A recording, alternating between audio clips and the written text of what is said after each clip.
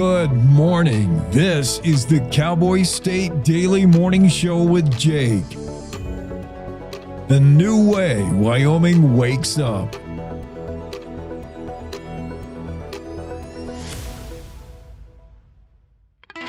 It's time to take a look at what's happening around Wyoming. From the Cowboy State Daily Newsroom, I'm Mac Watson. More than 24 sheriff's deputies stood ready for immigration enforcement duties Wednesday in the Laramie County Board of Commissioners meeting room, waiting to be sworn into the new expansion of their roles. Cowboy State Daily's Steve Bonell reports that not everyone is in favor of this program. This is a pretty well-known program federally. States across the country use it to help, local law enforcement, help kind of the federal side of things with federal law enforcement. It's controversial in some states. Here in Wyoming, the state highway conditions that week had been getting pretty darn cold at night, like down to the 20s, but getting up into the 60s or even 70s during the days, and then no precipitation. That's probably what saved her, because I double-checked that with a search and rescue guy here in Wyoming, and he said, yes, it's surprising how cold of temperatures people can survive if they're dry. One of the cyclists, Shelton Robinson of Pocatello, Idaho, said it was random luck that he and his companion happened to find Heather Waymond at about 3:30 p.m. on September 18th. The junior senator from Wyoming, Cynthia Lummis, has written a letter to President Donald Trump. Cowboy State Daily's Claire McFarland reports that Senator Lummis is urging the president to pardon a Wyoming diesel delete mechanic who was just released from prison and living in Cheyenne. In the early 2000s, 2010 era, those early emission systems were pretty clunky and could cause problems in your truck. Pretty soon after, the EPA started pursuing criminal charges against guys that were doing that. Senator Lummis, in her letter, said this is unequal prosecution. This looks political. Lake, who has been released early from the Colorado-based federal prison that held him for 7 months, is now on home confinement with an ankle monitor. The BLM announced its intent to amend the Rock Springs RMP and opening a 30-day comment period on Wednesday. Cowboy State Daily's Mark Hines reports that after years of being drafted, then declared finished, then put back on hold, the Bureau of Land Management's controversial plan for managing millions of acres in central Wyoming is again open for public comment. It was seemingly settled last December, but then we had a change in presidential administrations and things kind of changed. They decided they were going to put it on hold, and now the latest is they're going to go ahead and the BLM has put it up for revision and public comment. There was a 30-day comment period began today. What folks are saying is that this leans more toward what a lot of people in Wyoming have said they want all along, less restrictive on things such as energy development or cattle grazing or motorized access. Wyoming State Senator Larry Hicks tells Cowboy State Daily that there's reason to hope it will get done right this time and the matter will finally be settled. However, some environmental groups criticize the move to revise the plan yet again, saying it should remain as is when the BLM finalized it in December of 2024. I'll be back with more news right after this. Here in Wyoming, we look out for each other. For 80 years, Blue Cross Blue Shield of Wyoming has done just that. Through changing times and big moments, we are still your biggest champion. We make sure our friends and neighbors have health insurance that fits their lives. Changes are happening, so when it comes time to enroll, we'll be here. With local solutions, local people, and local care. Blue Cross Blue Shield of Wyoming. Let's make a plan together. Learn more at wyomingblue.com. Wyoming weather is never boring. Friday temperatures will be scorching, but then a shift starts on Saturday. Cowboy State Daily's Andrew Rossi reports parts of Wyoming will see snow for the very first time this season. Cowboy State Daily meteorologist Don Day has already called for a longer, colder, snowier winter that's going to start sooner, and there's still the indications that we're going to start dipping into more of that winter weather as we get further into October. Laramie and Cheyenne could break their record highs for Friday with temperatures near or at 80 degrees, while Lusk is expecting to hit about 83. By Sunday, it could be 30 degrees cooler or more. And the State Board of Land Commissioners approved 2 50-year lease extensions for operating wind farms in Carbon County, but not before Secretary of State Chuck Gray and State Treasurer Kurt Meyer sparred over the merits of wind energy. Cowboy State Daily's Steve Bonnell reports that each project has been operating under a 25-year lease before the board voted 3-2 on Thursday to extend both of them. I actually caught up with Governor Mark Gordon, who ended up being the tie-breaking vote. He told me even if they didn't decide to approve the lease extensions, the wind farms would still operate. They just wouldn't be on state land or under state control. Meyer, Governor Gordon, and State Auditor Christy Racines voted yes. Gray and Superintendent of Public Instruction Megan Dagenfelder were the dissenting votes. And that's today's news. Get your free digital subscription to Wyoming's only statewide newspaper by hitting that daily newsletter button at cowboystatedaily.com. I'm Mac Watson for Cowboy State Daily. When it comes to making plans, you are the best. Those 9 months were also 273 days of planning. What about your daughter's first costume party? It was out of this world. And let's not forget those barbecues you plan in detail for your family and your more vegetarian by the day best friends. That surprise party for your parents' golden anniversary? You get the golden planning. The same way you plan each detail for those moments, start planning to protect you and your loved ones from a natural disaster. Sign up for local weather and emergency alerts. Prepare an emergency kit and make a family communications plan. Protecting your family is the best plan you can make.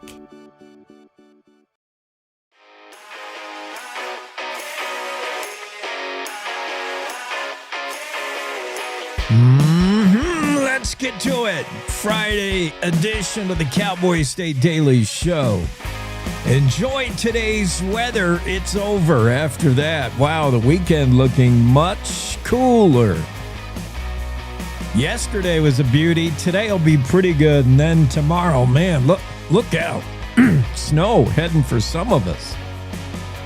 This woman who is rescued in the backcountry in central Idaho, man, was she lucky.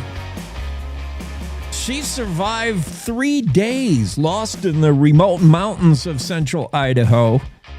She was found half naked, no shoes, no answers as to what she was doing out there, shrouded in mystery, and recovered and saved by 2 dirt bikers. This story is now run nationally. USA Today picked it up. People magazine's picked it up.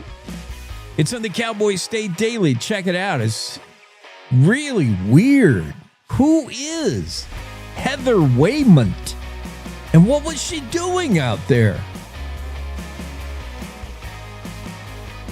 Here we go again. Controversial BLM Rock Springs plan is going to be redone. It took forever to do the one under the Biden administration. Trump didn't like it. We're going to redo it.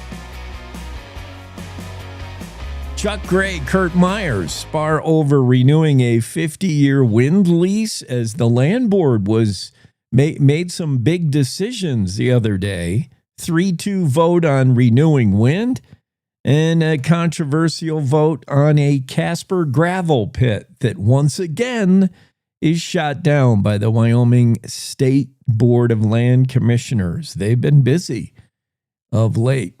Freedom Caucus reminding everybody that 25% property tax cut you enjoyed last year, you've got to intentionally sign up for it to get it next year in 2026. And you have through February 2nd to do so. So you got to do something. Before, it just fell in your lap, 25% property tax cut relief. But if you want it again, next year, the way the law is written, you will have to apply. And that application window is open now through Feb 2. Again, what's going on at the F.E. Warren Air Force Base? Another airman shot, dead. This marks 4 in 6 months, at least 4 we know of. This did not happen on base, but it was an airman of the 90th wing, whatever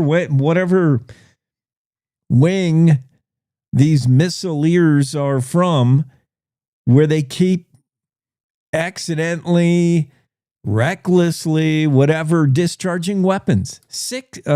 4 such incidents in 6 months.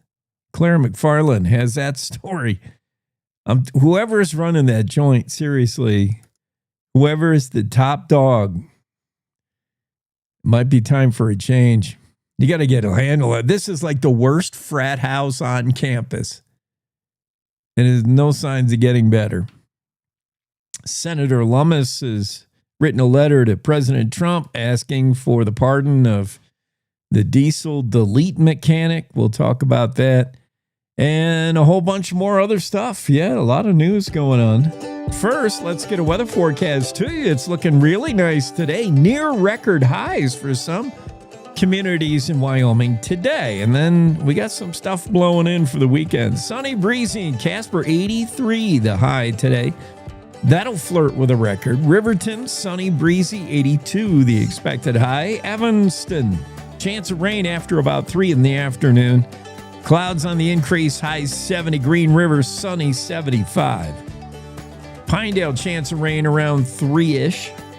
Otherwise, partly sunny with highs 66. Alpine, chance of rain. Otherwise, sunny, 68. DuBois, you'll get some rain in the afternoon, looks like.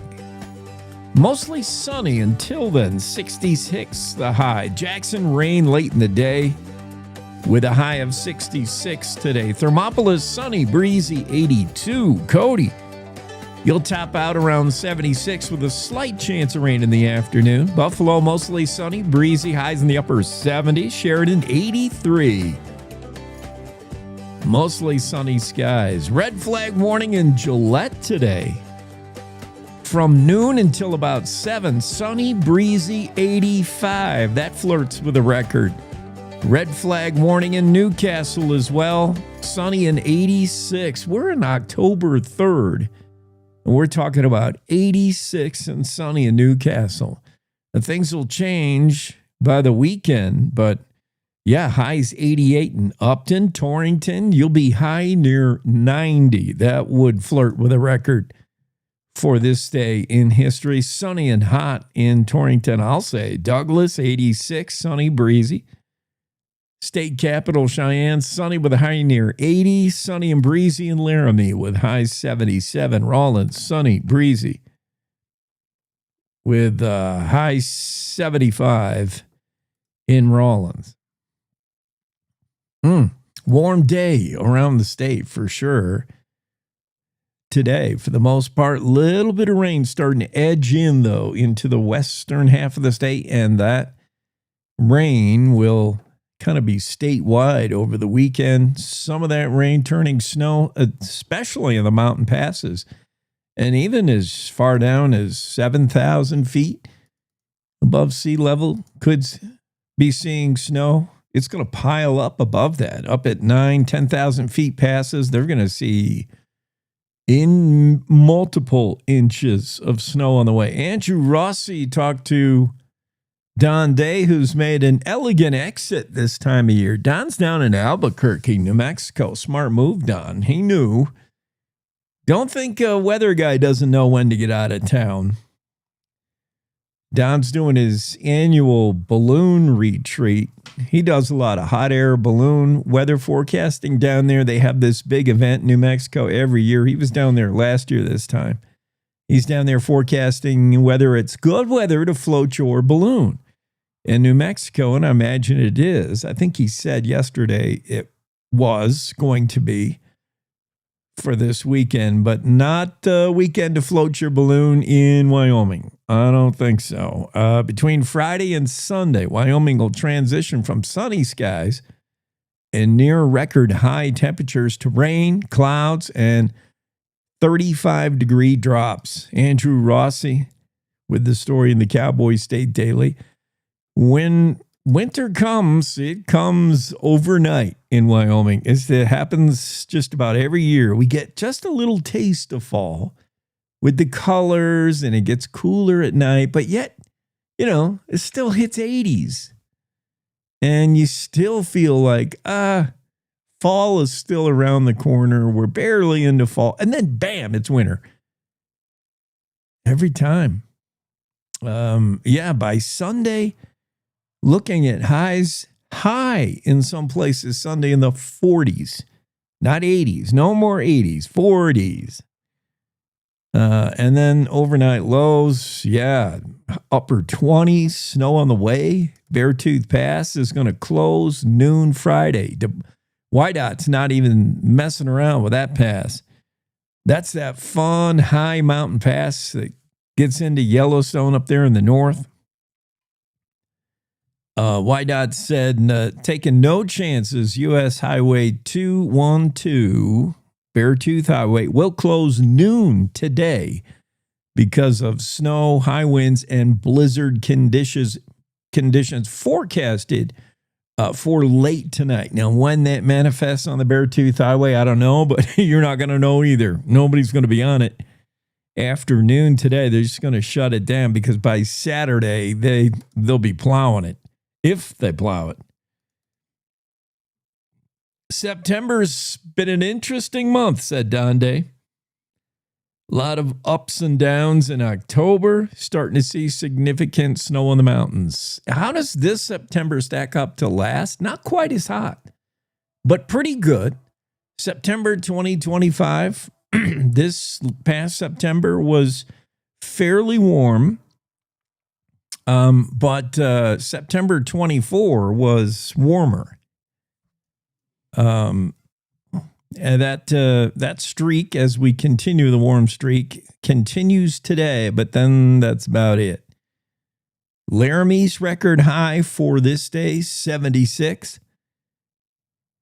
Looks like a projected 77 would break that record if they get there. Cheyenne's high on this day, Cheyenne expected to be around 80 today. The record for the day, October 3rd, is 83. So Cheyenne, you might fall just a little bit short. But in other areas, Riverton, record high for this day in Riverton is 82. The forecast is upper 70s, maybe 80s. So you're going to get close in Riverton probably.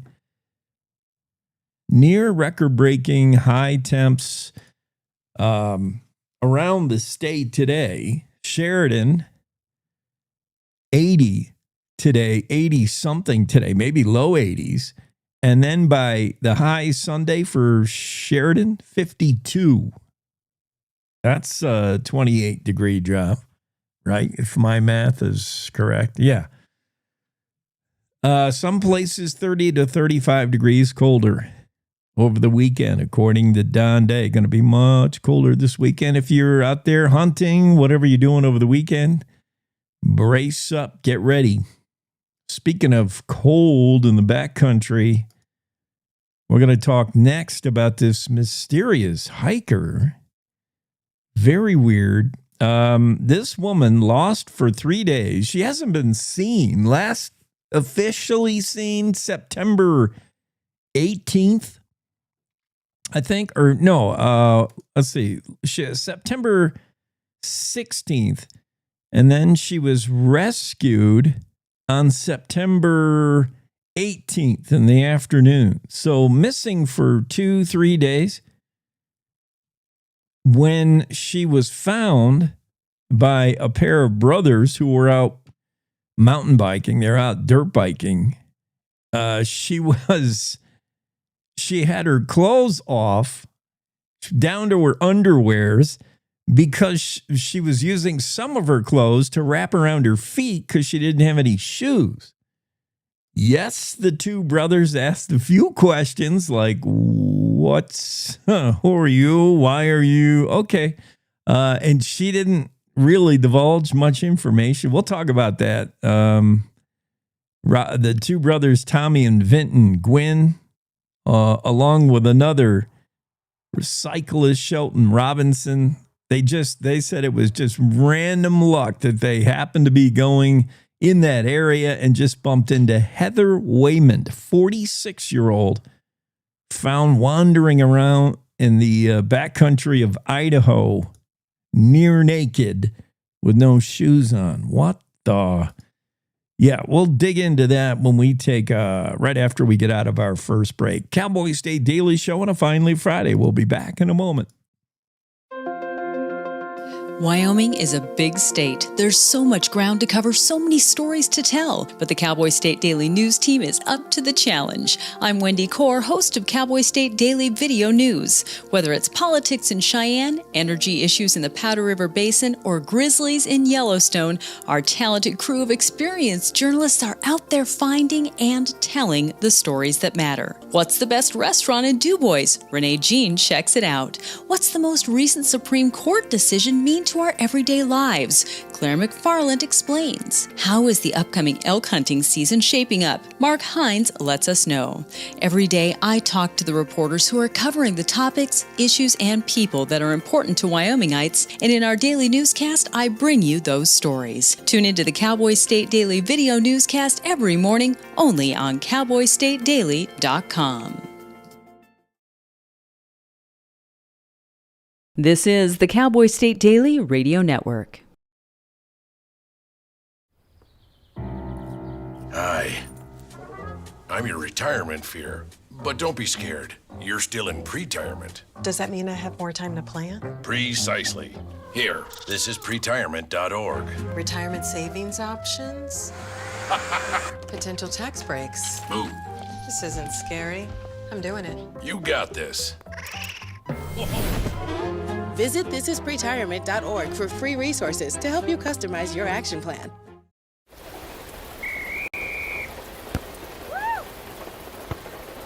Come on! Go, Diane! Yeah, keep it going! Yeah! Go, honey! If you love them enough to drive an hour to cheer them on as they get beat 11-0 in the rain, then surely you'll check nhtsa.gov/the right seat to make sure they're correctly buckled in the back seat. Throw that ball, Diane! Woo! You got this! So as a technical sergeant, E6. I served in Vietnam in 1969. I am a U.S. Army veteran. Have you ever helped a fellow veteran? Of course. Yes. Try to always be there for each other. I do my best reaching out to my brothers and sisters in arms. Have you ever asked for help yourself? It's always tough, right? I can't say that I have. I mean, If you don't have someone to kind of help you guide those thoughts, it can be really bad. Eventually, you just can't deal with it on your own.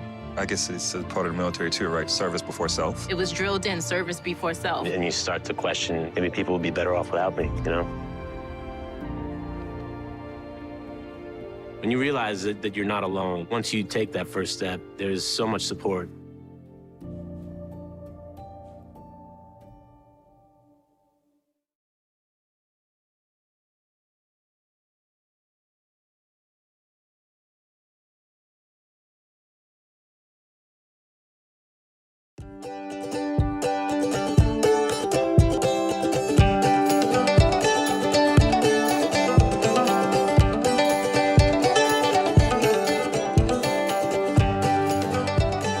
Yeah, just an incredible story about this lost hiker. Mark Hines has the story for Cowboy State Daily. Backcountry bikers rescue exhausted, nearly naked hiker lost in the Idaho wilderness. The woman was found September 18th, about 3:30 in the afternoon. Shelton Robinson from Pocatello, Idaho, was out mountain biking or dirt biking. These are dirt bikes, not pedal bikes. Robinson was with a couple of friends, brothers Tommy and Vinton Gwynn. They were on their way out after a camping trip. They were leaving the mountains. They had entered the mountains at a trailhead near Stanley, Idaho. This area is pretty remote, part of the Sawtooth Mountains. When they encountered Heather Wayman, they said it was just random lucky chance that they had come across Heather Wayman, 46-year-old, walking the trail in her underpants, no shoes. They said she was using some of her outerwear, her pants and her jacket, I don't even think she had a jacket, to wrap around her feet because she had no shoes. Robinson said, at some point she'd lost her shoes. She didn't have any food, water, or other gear. Wayman disclosed very little about what she was doing out there other than to say she was from Gooding, Idaho. The rescuers who found her said she was friendly, pleasant to speak with, but did not disclose much about what happened to her and why she was out there. Did not share any info about why she didn't have shoes. She didn't say how she became lost. She didn't provide many details at all, other than to say she had been out there for 2 days and 2 nights. Luckily, the weather complied. The weather for those 2 days and 2 nights, the overnight lows were coolish, probably in the 30s in the mountains. But the days were quite warm, dry, 70s, beautiful. So she got through the night. And meanwhile, had anybody been searching for her? Yes, massive search. Posters put out and search and rescue was out. Sheriff's office had been out looking for her. Have you seen Heather Wayman? The posters were all out there. They were looking for her.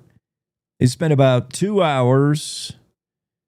The rescuing people spent about 2 hours with Wayman. They put her on the back of one of their dirt bikes and drove her out. I don't know if they drove her out all the way to her vehicle, but they drove her out a significant way. Then they got on the phone. They contacted the sheriff's office, and she was eventually flown out on a rescue helicopter. When they first found Wayman, the dirt bikers said she was in, quote, pretty bad shape. But they shared with her food and water, and she perked up, seemed really lucid. They said she was great to spend time with. And someday we'd like to share a cup of coffee and have lunch or something and learn more about what happened to her. They said she was very pleasant.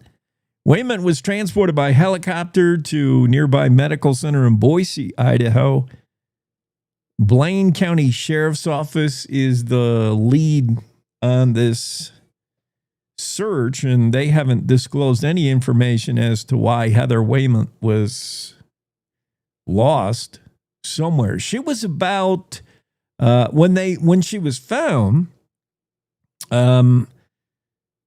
the rescuers surmised that at some point she must have cut across country, like bushwhacked it. And then she found the right trail, and she was heading in the right direction. But she had they estimated 12 miles of trail before she got back to her vehicle, including 2,000 vertical feet of ascent and descent.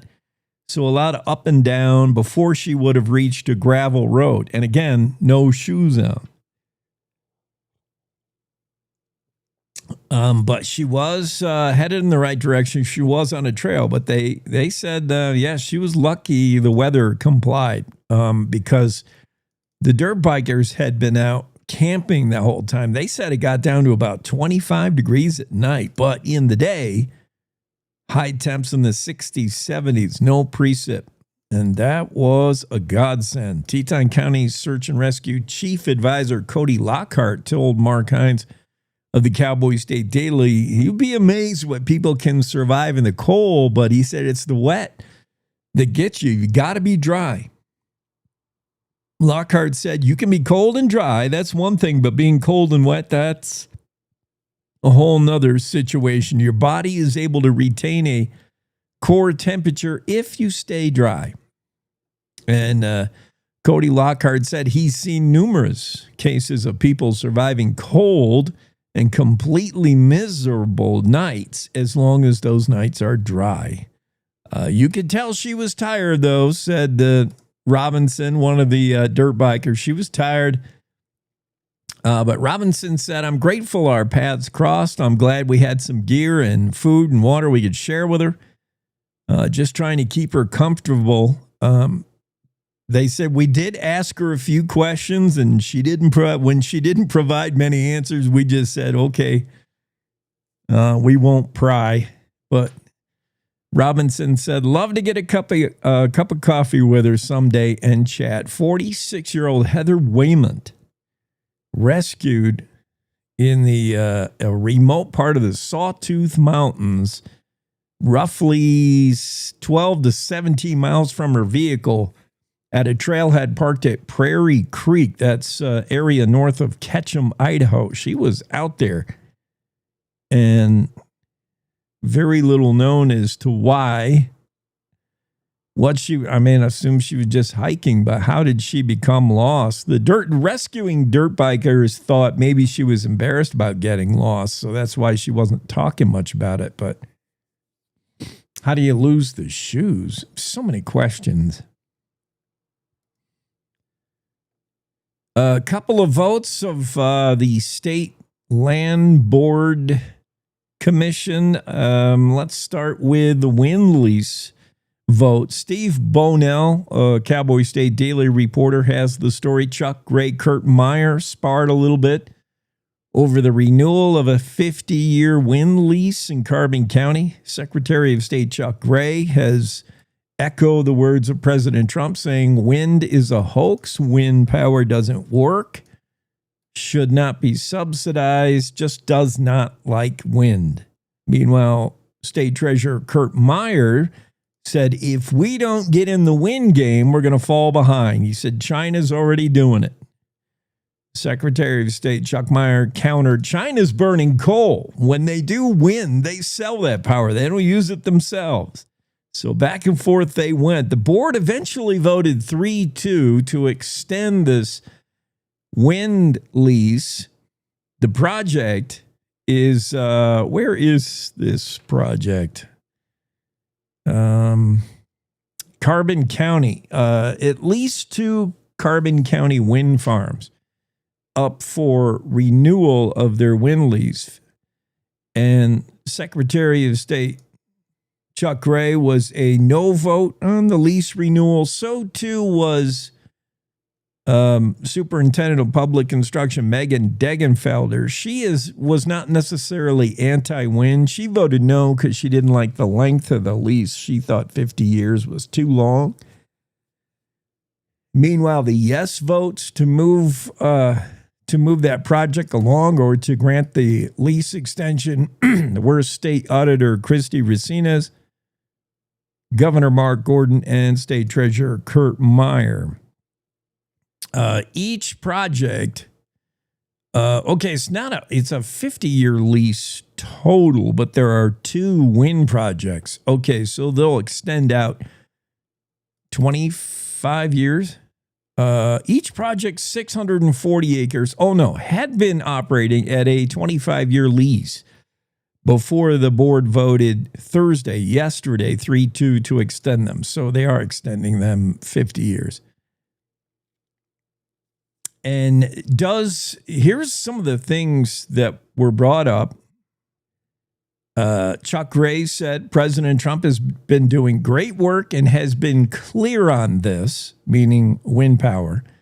We're not going to have these wind leases in this country. We should not have this woke wind in the United States. That's the quote from Secretary Gray. I can almost hear his voice saying that. He is, when Chuck Gray comments on wind, when he comments on almost anything, he is consistent, man. I'll give him that. You're almost always going to hear the word woke along with wind. For him, it's not simply wind power. It's woke wind power. And Chuck Gray is just not with it. Meanwhile, Meyer, the treasurer, Kurt Meyer, said, he said by not extending the wind leases, it would give competitive advantages to China and other countries, especially when considering the need for power for technological advances nationwide. Meaning, data farms. The amount of energy the wind farms in the area could eventually generate is substantial, Meyer added. See, that would be one of my first questions when you're considering a wind power project, whether it's new or whether it's a lease extension. How much power do they put out? I mean, I still have not heard anything definitive. I've heard some people that are anti-wind power paint these things as, you know what, they're giant eyesores. You get these big wind turbine farms. They're so huge, 640 acres of one windmill after another. Nobody likes to look at them. They make noise, and they hardly put out any power. Though that's the argument of anti-wind. That is what I'd like to know is, if these things generate a lot of power, it might be worth it. It makes a difference. I need to know what kind of power they put out. And Kurt Meyer is the first one I've seen who really kind of put it in perspective about the power generated. Meyer said, I'll put it in terms that I think everybody in the audience should be able to understand. 1.8 gigawatts. That's the output of I don't know, the entire project. I think he did. It's not explained in the story. It's just the quote from Meyer. 1.8 gigawatts is the equivalent of 30 Laramie River power stations. So I'm not sure what a Laramie River power station is. It sounds like a hydro power. Laramie River. I don't know. Again, this comparison isn't crystal clear, but it gets better. 1.8 gigawatts. At least now we have a number. That sounds like a lot to me. I don't know. How much power could that generate this city of Laramie for how long? But at least it's somewhat of a comparison. We get a number finally, and we get a comparison. 1.8 gigawatts, the equivalent of 30 Laramie River power stations. It sounds like a lot, I guess. It's something. That's my first question. Do these wind farms generate a lot of electricity? What amount? What can I compare it to? How much coal do we got to dig up and burn that equals one windmill? And how much oil and gas can be converted to electricity to equal one windmill? How much hydro? How many dams do we have to put up to equal one windmill? Like, compare it to stuff that we already make electricity out of. So I can get an idea of if these things are worth looking at, because nobody likes to look at them. And especially if we find out they don't generate that much electricity, well, the heck with it. Then I'm with Chuck Gray. Get rid of them. But how efficient, how much energy are they grabbing out of the wind? I want to know, compare it to the other more legacy traditional forms of electricity generating things that Wyoming does. Solar. How many solar panels equal how many windmills equals how many tons of coal? Somebody compare it that way so I can understand. Kurt Meyer also said, he was talking about China and other countries that do wind. And he said, we're in a war where the bullets are electrons. And if we're basically going to turn away from implementing the computing needs we need in this country, then I don't want to unilaterally say it's not worth it. Yeah, so Kurt Meyer is talking about these impending data centers that's going to drive AI, and they're going to be super thirsty for water and power. And if AI is the future, these data centers are the future, we need to generate electricity in any way we can, is kind of the paraphrase of Kurt Meyer. Gray countered, saying China's leaning more on coal than anything else. and they're selling wind power projects versus using them themselves. The quote from Chuck Gray is, China sells us these things, and they don't want to put any of them up. They put up more coal-fired power plants, and then they don't use Wyoming coal. President Trump notes this, and they're not going all in on this woke wind. Again, with the woke wind. Degenfelder said she voted no because lease renewals, 50 years is too long of an extension, she said. Yeah, controversy, 3-2 vote, wind extended 50-year lease in the Carbon County area, 2 640-acre projects extended. That same state land board also voted again. How many times have we been at this? I'll tell you how many times. Let's see. It's the second time leases have been denied, but not the first time they've come up. Leases for the gravel pit near the base of Casper Mountain. This is the controversial gravel mine that has been operating. It was up for lease renewal and shot down. Well, yesterday shot down again. Wyoming State Board of Land Commissioners, which is comprised by the 5 top elected officials in the state. We just told you who they are. Governor Mark Gordon, State Treasurer Kurt Meyer, State Superintendent of Public Instruction Megan Degenfelder, State Secretary of State Chuck Gray, and State Auditor Christy Racines. Those 5 make decisions on these land projects.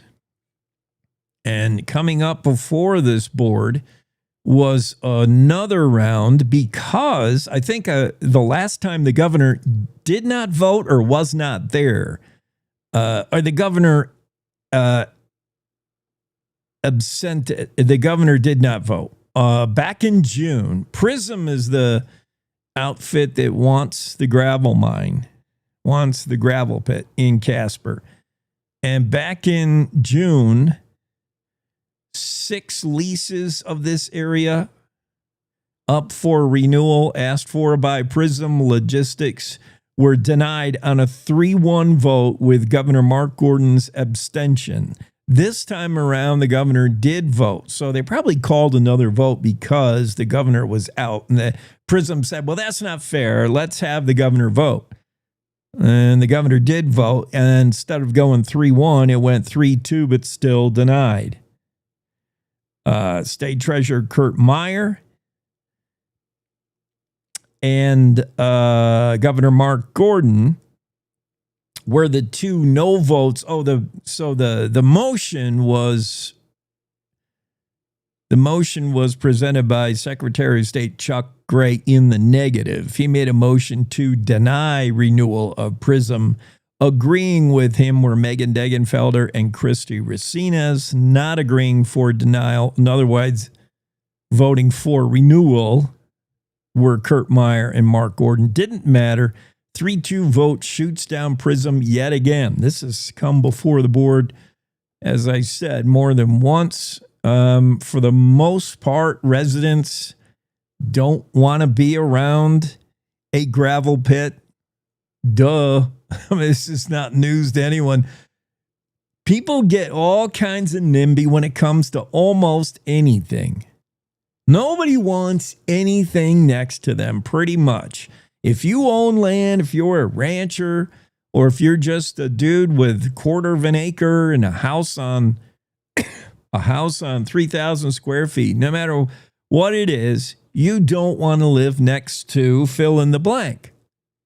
And you can add, that list is extensive. That list includes even things that you would think you wouldn't mind living next to, like a church, a school, things that don't make a lot of noise, or, you know, who wouldn't want to live next to a church? It only operates in the Sunday mornings, once a week for 3 hours. Otherwise, it's pretty quiet over there. But yet people, I've seen it come up numerous times. People don't want a church coming in. They'll come out and vote against it. They're like, nah, we don't want that next to us. People don't want anything. Cell phone tower, you will sit there with a phone in a meeting and get no signal. And AT&T and Verizon will say, we want to put up a cell tower here so we can serve you. And meanwhile, everybody in the meeting to decide that will have their phones going, I can't get a text out. I'd like to learn more about this project online, but I can't get a signal. And they'll still vote no for the much needed cell tower because they don't want it next to them. I don't want to see it. So what chance does wind turbines have? None. Nobody wants to see them except for ranchers who don't mind them on their land because it's one way to pay the bills. Although cows should be paying the bills, we're going to talk about record-setting cattle prices. It's fall now, so ranchers are shipping cattle, selling cattle, and 40% up. Steak is up 12%. Cattle are up 40%. Record-setting prices for beef right now. Anyway, I'm off track. Nobody wants anything next to them. Everybody, including you, get NIMBY when anyone wants to put something next to you. And if it's a wind turbine project, almost across the board denial. If it's a gravel pit, a gravel mine operation, you're going to find almost no one who wants to see it, hear it, smell it anywhere in their vicinity. You have to put those in the middle of nowhere if you're ever going to get a gravel pit, including people who benefit from a gravel pit. I mean, I don't know. Do you need rocks for your landscaping? Do you need gravel for any kind of home improvement project or new build? Does YDOT need gravel? Like, the need for gravel is there, certainly. But hypocritical NIMBYs will say, not next to me, though. Gravel sounds good, but not over there. So, yeah, nobody wants this gravel deal. And Prism is sent to pound sand or pound gravel, as it is, with a 3-2 vote from the land board for denial again.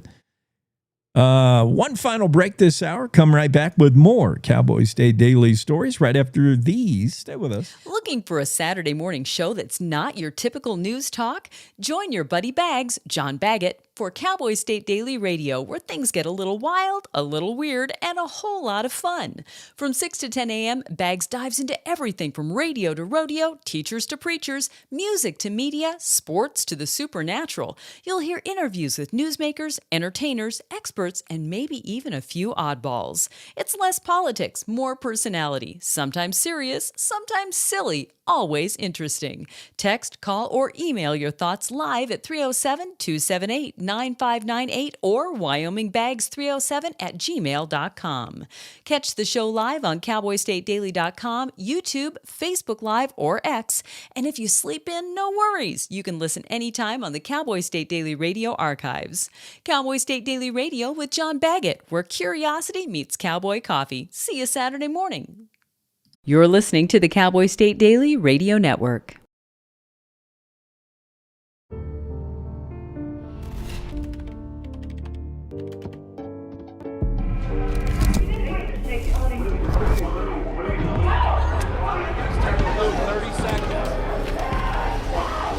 I'm an ex-drug dealer, and I'll be your sub today. Can you see anything different as a pill? No. You don't know? Fentanyl is being mixed into everything now. There's only one thing that will save somebody's life. That is naloxone nasal spray. Fentanyl, it's cheap, it's potent, and it's profitable. Why would drug dealers put a lethal dose of fentanyl in drugs if they know it's so harmful? Really just all about the money. I just didn't realize that one pill could change your whole life. More kids should know.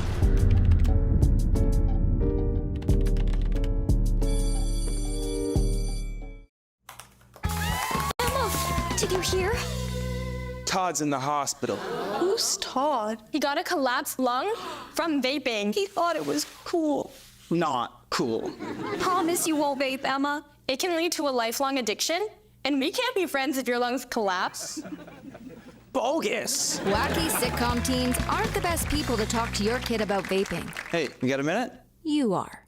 Start the conversation with your child about vaping today. When the uniform comes off, the battle doesn't always end. Too many of our veterans are fighting silent wars with trauma, with loss, with hopelessness. Downrange Warriors stands in that gap, offering peer support, purpose, and a brotherhood that saves lives. You can help. Visit downrangewarriors.org because no warrior should ever walk alone. Hope is waiting. Be the reason they find it.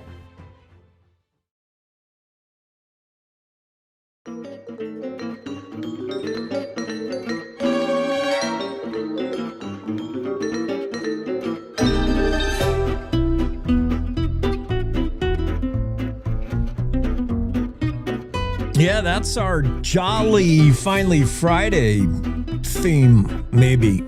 I don't know. I'm already sick of all the music.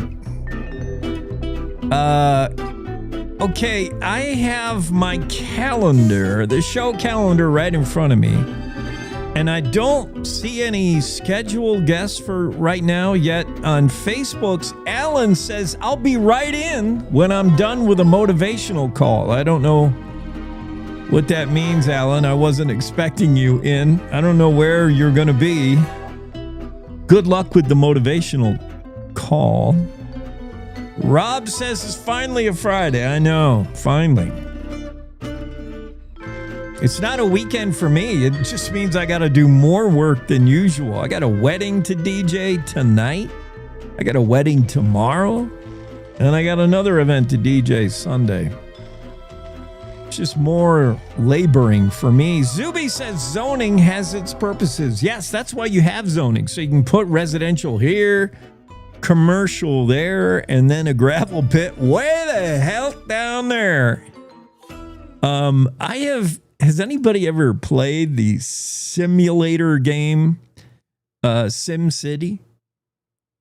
It should be required software for city planners and county planners and land planners of any kind. It's really interesting. I have fun with it. I've built my own community. And that's what SimCity does. You become like the mayor of a city, and a lot of it is zoning and understand what is the demand for housing compared to what is the demand for more commercial. We need more business. And what is the demand for industrial, and how do you zone it? Where do you put it? And how do you keep all your simulated citizens happy? Because man, they can get angry in a split second playing SimCity and playing real life. Citizens can be angered and mad about anything, anytime, at any moment. So, yeah. So you think you want to build a city, huh? You should play SimCity first. And learn about zoning and where you might put a gravel pit. I agree. And then I have somebody in the Zoom room now, Carl. Carl, I don't know who you are or why you're here unless something's wrong with my schedule. Who is Carl? He's knocking on the Zoom room door. Should I let him in? Might be fun just to see who Carl is. I don't know. A lot of times people are just testing out their Zoom and they're not going to be on the show till later or even next week. I don't know. Carl's on the Zoom room, but he's going to have to enjoy our green room accommodations here on the Cowboy State Daily Show, which include a bowl of peanuts and a couple of stale PBRs. Warm.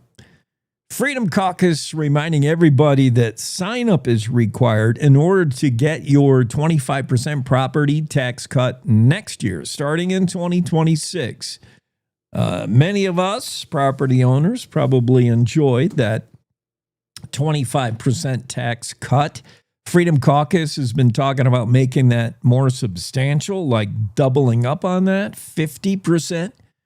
Have to see how that goes in the upcoming budget session. But for now, that 25% property tax cut relief is no longer automatic. This time around, you got to sign up for it. And there's a lot of people that may not know that. Here's an interesting thing that Jackson Walker puts in his story, and don't think this is not intentional. Jackson mentions because you have to be proactive about asking for this property tax relief, we may find out where your heart really is. If you were opposed to it previously, and especially if you were vocal about it, if you thought, oh no, my county will never survive the reduced revenue, I'm not for this property tax relief. And again, I don't know who wouldn't be. Like, who wouldn't want to open up their property tax bill and see it go down? Like, everyone, right? Unless you really got all philosophical, unless maybe you were in government of some kind. Maybe you're a county commissioner. Maybe you're a town council, and you understand that less property tax taken from the peoples is less money coming into your coffers. And if you really want to die on that hill, you could, I guess, refuse the property tax cut. Well, you can now. Just don't sign up for it. That's what Jackson Walker says. He said, this also means the most ardent opponents of the property tax relief don't have to sign up for it. So, yeah, if for some reason you didn't like the 25% property tax cut of this past year, you can opt out by just doing nothing. I'll be interested to see how many people, if it is less people that take advantage of the program, it's going to be because they didn't know. So that's why Freedom Caucus is trying to get the word out. If you enjoy that 25% tax cut on your property tax, you got to sign up to do it again. The application window to receive the cut is open now through February 2nd. And I think we have the registration link where you would need to go on the story from Jackson Walker. So just check out cowboystatedaily.com. It's also on the Freedom Caucus's former chair's Facebook page, Representative John Baer of Gillette. He posted alerts Wednesday to his Facebook page and other pages, including the link. And he wanted to make sure that people knew that you've got to take advantage of the cut, you've got to sign up. And then he went on to blame Democrats for their pull in legislator for advancing the attestation requirement. So, yeah, he didn't like the Democrats, I guess, added that provision for 2026. Instead of making it just a default property tax cut, the Democrats apparently, according to John Baer, slipped in a provision for the next year to 2026 that would make folks have to take action and sign up for the property tax cut. You can find the registration link if that's something that pertains to you in the story. Meanwhile, do property tax cuts, are they going to really cripple services, communities, counties? We have a letter to the editor that suggests maybe not. Cowboy State Daily letter to the editor, Chris Williams of Dayton.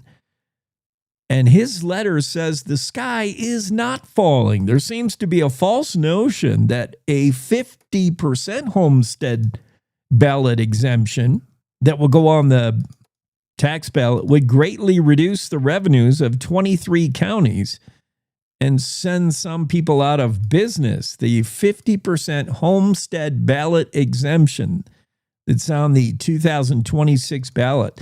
And it's Chris Williams has done some back of the napkin math that I don't understand, but he says the Wyoming's 23 counties have seen their revenues increase by 54% over the last 6 years. And I think that was a big argument to cut property tax have been going bonkers over the last 6 years for sure. And that has meant huge revenue increase for all 23 counties. But now, do they suddenly have to learn how to live within their means? Yeah, just like all of us. So maybe the sky's not falling. Check out that letter to the editor in the Cowboy State Daily. Pretty interesting. Okay, we're going to creep our way out of this hour. Thanks for spending it with us. Finally, Friday edition of the Cowboy State Daily Show with Jake. We're on Facebook, X, YouTube, on the home webpage, cowboystatedaily.com. Run it back, podcast on demand, wherever you find your favorite podcast. And we're at select great radio stations throughout the state of Wyoming. It's time to take a look at what's happening around Wyoming. From the Cowboy State Daily Newsroom, I'm Mac Watson. The U.S. Bureau of Land Management is announcing that next week, over 3,500 acres of federal coal reserves in the Powder River Basin across Campbell and Converse counties will be auctioned off. Cowboy State Daily's Jackson Walker reports that this is the first major Wyoming coal lease sale in a decade. The Bureau's expecting that there's going to be up to 365 million tons of coal available in that area. One coal expert told me they feel that this issue is going to completely turn around the state of Wyoming's economy and help us continue to stay competitive in a landscape that continues to demand more and more of our energy producers. The agency said it will accept no less than $100 per acre for the coal, but hopes to only improve the highest cash bid that meets or exceeds fair market value. Two mountain bikers who were deep in the backcountry of Idaho said they came upon a woman who was alone, hungry, and said she had been looking to find her way out and back to safety for almost 3 days. Cowboy State Daily's Mark Hines reports the woman is lucky to be alive. Apparently, some point during her ordeal, she'd lost her shoes, so she'd wrapped her sweatshirt and her shirt around her feet. And he said they spent the better part of a couple hours with her before they were able to make contact and a search and rescue helicopter arrived. The gentleman described the conditions that week had been getting pretty darn cold at night, like down to the 20s, but getting up into the 60s or even 70s during the days, and then no precipitation. That's probably what saved her, because I double-checked that with a search and rescue guy here in Wyoming, and he said, yes, it's surprising how cold of temperatures people can survive if they're dry. One of the cyclists, Shelton Robinson of Pocatello, Idaho, said it was random luck that he and his companion happened to find Heather Waymond at about 3:30 p.m. on September 18th.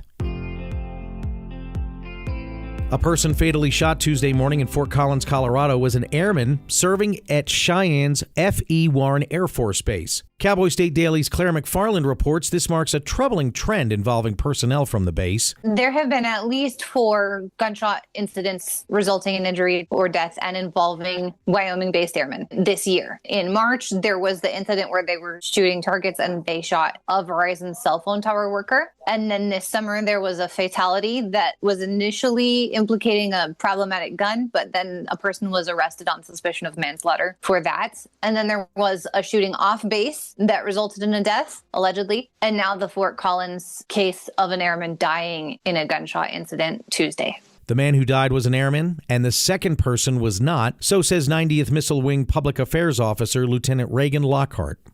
I'll be back with more news right after this. Here in Wyoming, we look out for each other. For 80 years, Blue Cross Blue Shield of Wyoming has done just that. Through changing times and big moments, we are still your biggest champion. We make sure our friends and neighbors have health insurance that fits their lives. Changes are happening, so when it comes time to enroll, we'll be here. With local solutions, local people, and local care. Blue Cross Blue Shield of Wyoming. Let's make a plan together. Learn more at wyomingblue.com. And a big battle is coming in 2026 between all the states in America. The battle is for attention, and the stakes for tourism are high. Cowboy State Daily's Renee Jean reports that since next year's America's 250th birthday, many Americans will be looking for a one-of-a-kind experience, and Wyoming is gearing up to offer some of the best. Wyoming is advantaged in so many ways when it comes to the 250th celebration year. Americans are going to be seeking out iconic, once-in-a-lifetime experiences for this occasion. Millions of dollars are going to be spent. I think Wyoming has a great chance to collar a huge slice of that American pie because, look, our history here is just so bound up in the formation of America, the westward expansion. When it comes to American iconic history, Wyoming has it. Across the state, every community is planning something. I think Buffalo Bill Center of the West told me they're going to have a documentary that's through the eyes of the buffalo so you can see what the state was like in 1776. So I think we have a great chance to capture huge economic benefit from the tourism if we approach it right. Meanwhile, every state already has an America 250 committee working on plans to deliver unique experiences that showcase the nation's history. It's shaping up to be a great birthday in July of 2026. And that's today's news. Get your free digital subscription to Wyoming's only statewide newspaper by hitting that daily newsletter button at cowboystatedaily.com. I'm Mac Watson for Cowboy State Daily. I do not have guns at home. I feel really safe and secure having a gun in the house. Judge, my opponent is completely disregarding almost half of my arguments which I responded to. Communities must step up Laws and alone protest cannot against this stop a normalizing. bullet. Our community must educate and push back against all that violence. Every individual needs to be aware of what they can do to keep kids safe. I completely disagree. I'm not gonna listen to points that are completely ridiculous. Point of inquiry. Do you guys even realize that the #1 killer of children and teens are gun injuries? Why are we fighting about this?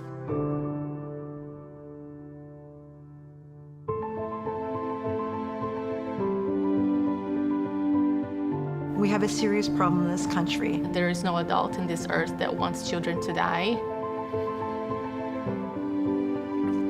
I worry for my kids.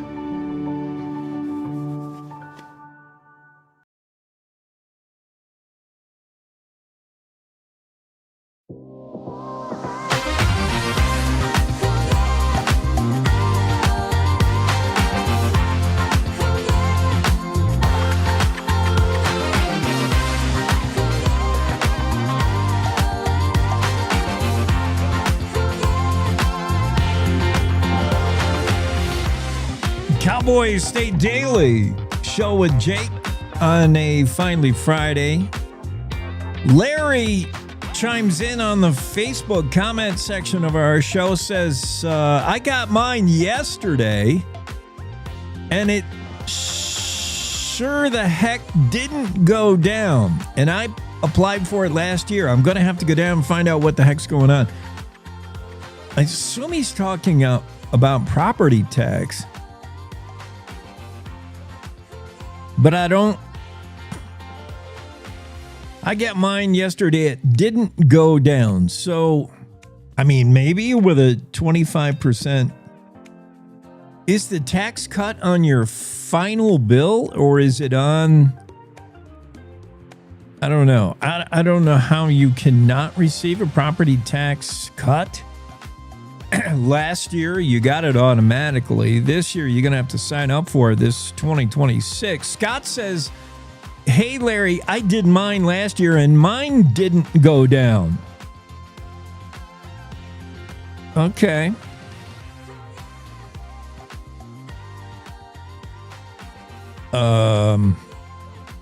Property taxes are not something you do. You don't go down. You don't figure those out with TurboTax. You're just assessed. Here's your bill. I don't know. But I am watching the Facebooks to see what are some of the big stories of the day. Most read and most engaging stories of the day. And certainly backcountry bikers rescue exhausted, nearly naked hiker lost in Idaho wilderness. That is the big one because it has so many questions about it.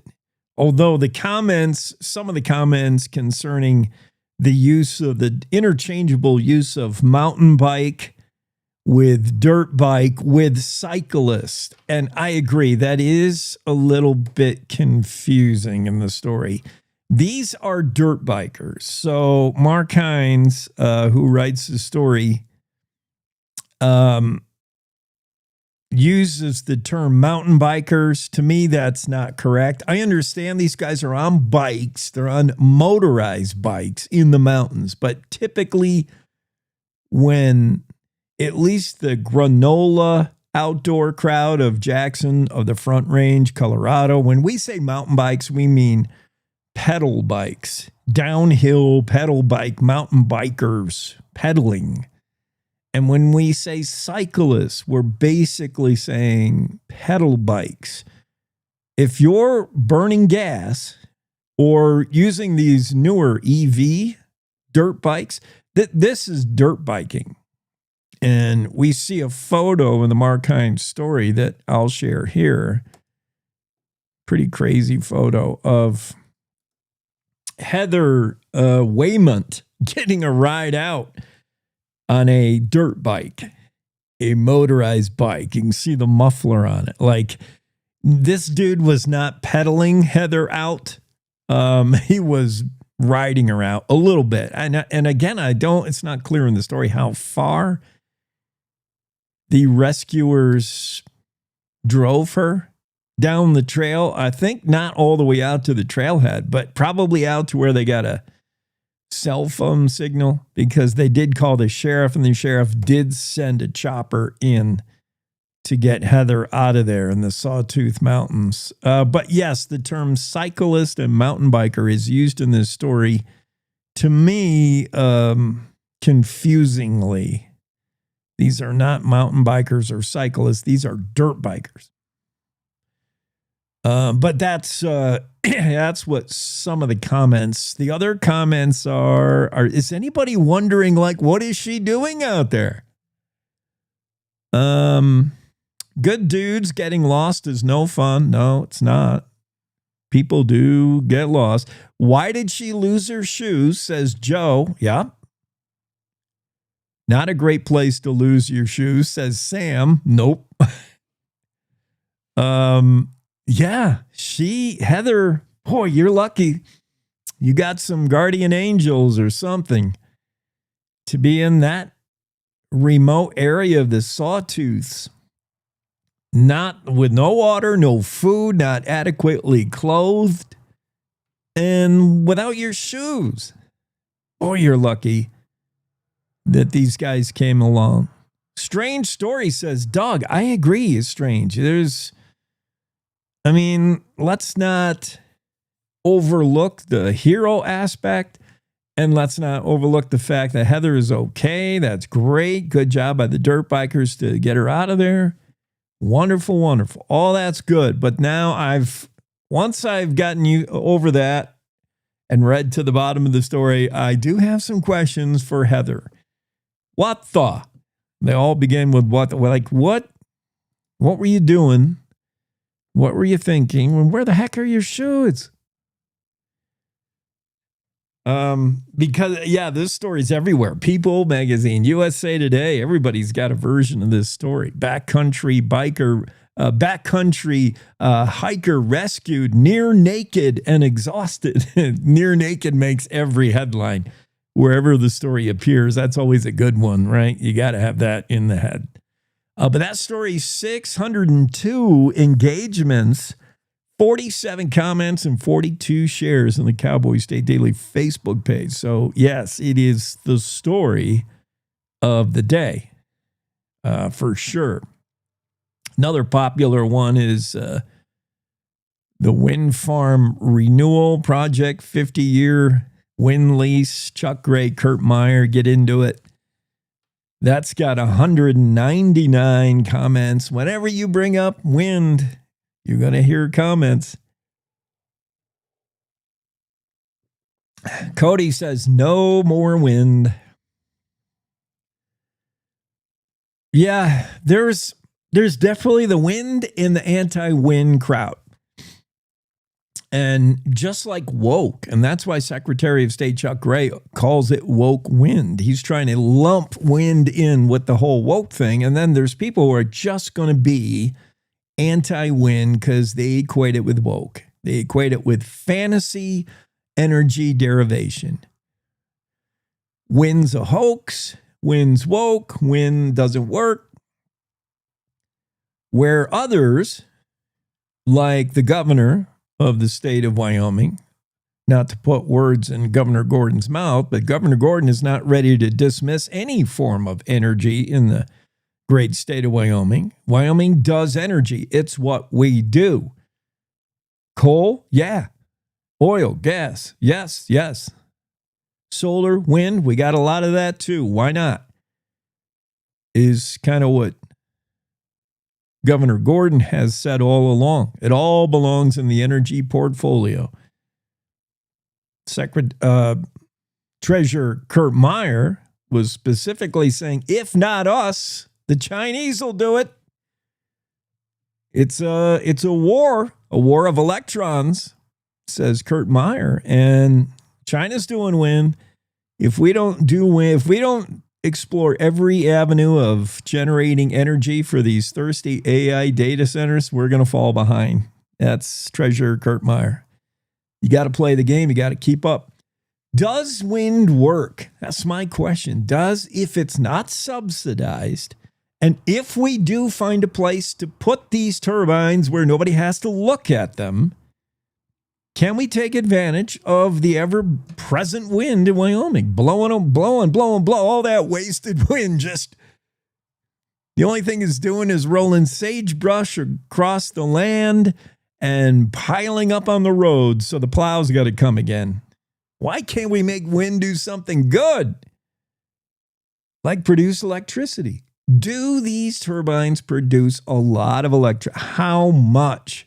You know who might know is this woman at UW. I should get her on the show. I'm going to make another note to myself. I want to know, compare the one wind turbine with one solar panel with 1 ton of coal.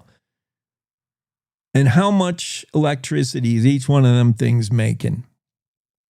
Then I might be able to form a decent opinion about wind rather than just saying no wind, closing my ears and saying, nah, not doing wind. Trump says he hates it. So do I. Yeah, I'm not going to do that. But I don't want tax money going to make wind seem like it works. I don't want to feed any propaganda machine to fulfill California's energy requirements. I don't want to put up wind turbines to send them power because they got to have a certain percentage of clean power in their portfolio. I don't know about that.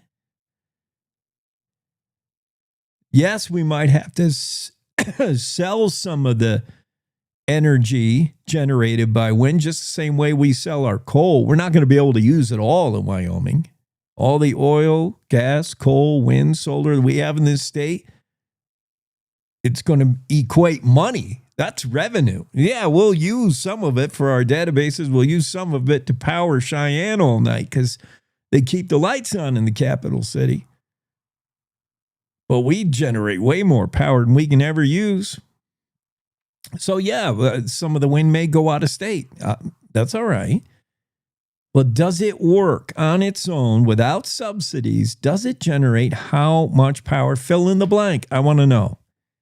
And you know who knows is, what is her name? She wrote a letter to the editor in Cowboy State Daily. So I guess I could go look there.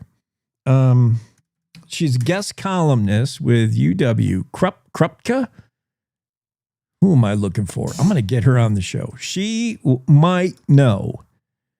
Yes, here she is. Holly Krutka. executive director of the School of Energy Resources at UW, SER.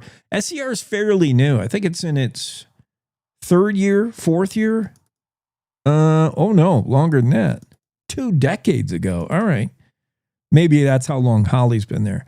I'm going to get Holly on. She might be better able to explain what makes what energy. X amount of wind turbines equals Y amount of electricity. X ton of coals equal how much electricity? Yeah. She might know. Then you got to throw nuclear in. Boy, that'll throw a wrench in the whole deal. Maybe Holly will know. I'll have Holly. If you can answer that question, Holly, I would love to be able to compare apples to apples here. Instead of just saying, oh, I hate wind. I don't like wind. Wind's woke. I'd like to be able to say, well, it depends how many turbines are needed, where we can put them, but I don't have to look at them and neither do you. And how good do they work? And how many eagles are we ready to slaughter and how many earthworms inch away because they can't stand the wind turbines? I mean, everything comes at a cost. We know that. Don Day should usually be with us this time of year, this time of day, but Don is not able to make it. He just sent me a text. He's floating away in some balloon.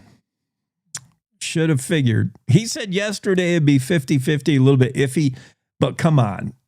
Read between the lines. When Don said, I'm going to try. We'll see if I'm on tomorrow. It's a Friday, and he's in Albuquerque where they're launching hot air balloons. Of course he's not going to be here. He's up in some balloon. Having fun. We'll try for him next week. He will also be at the big hot air balloon festival thingy in Albuquerque.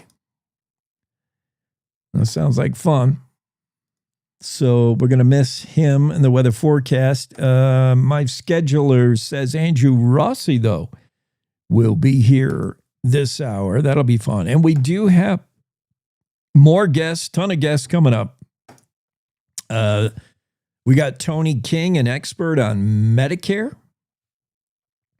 For you boomers, if Medicare is in your future, if you're doing Medicare now, there's it gets real complex. It's really confusing. There's scams out there. All kinds of things to know about Medicare. Tony King has forgotten more things about Medicare than we know. She's an expert. She's been doing it 25, 30 years. She wrote a book. She wrote the book on Medicare. She'll be with us. Piper is cooking Wyoming. She's going to make it all about zucchini today. Okay. I'm not sure I'm down with zucchini, but I should be. It's a nutrient-dense fruit. Huh? I wonder if Piper even knows it. Of course she does. Piper sleeps in a chef's hat. Like it never comes off, I think. Piper's like the ultimate chef. And I'll bet she knows technically zucchini, which is often mistaken for cucumbers. You put a zucchini and a cucumber side by side. I wonder how many people could tell the difference. I couldn't. But zucchini, the summer squash, is technically a fruit. Who knew? Your buddy Bags will be on the show later today. He'll preview tomorrow's show. John Baggett does this same thing on Saturdays. Who knew? I did, because I've watched it. It's a good show. I've listened to it. Good show.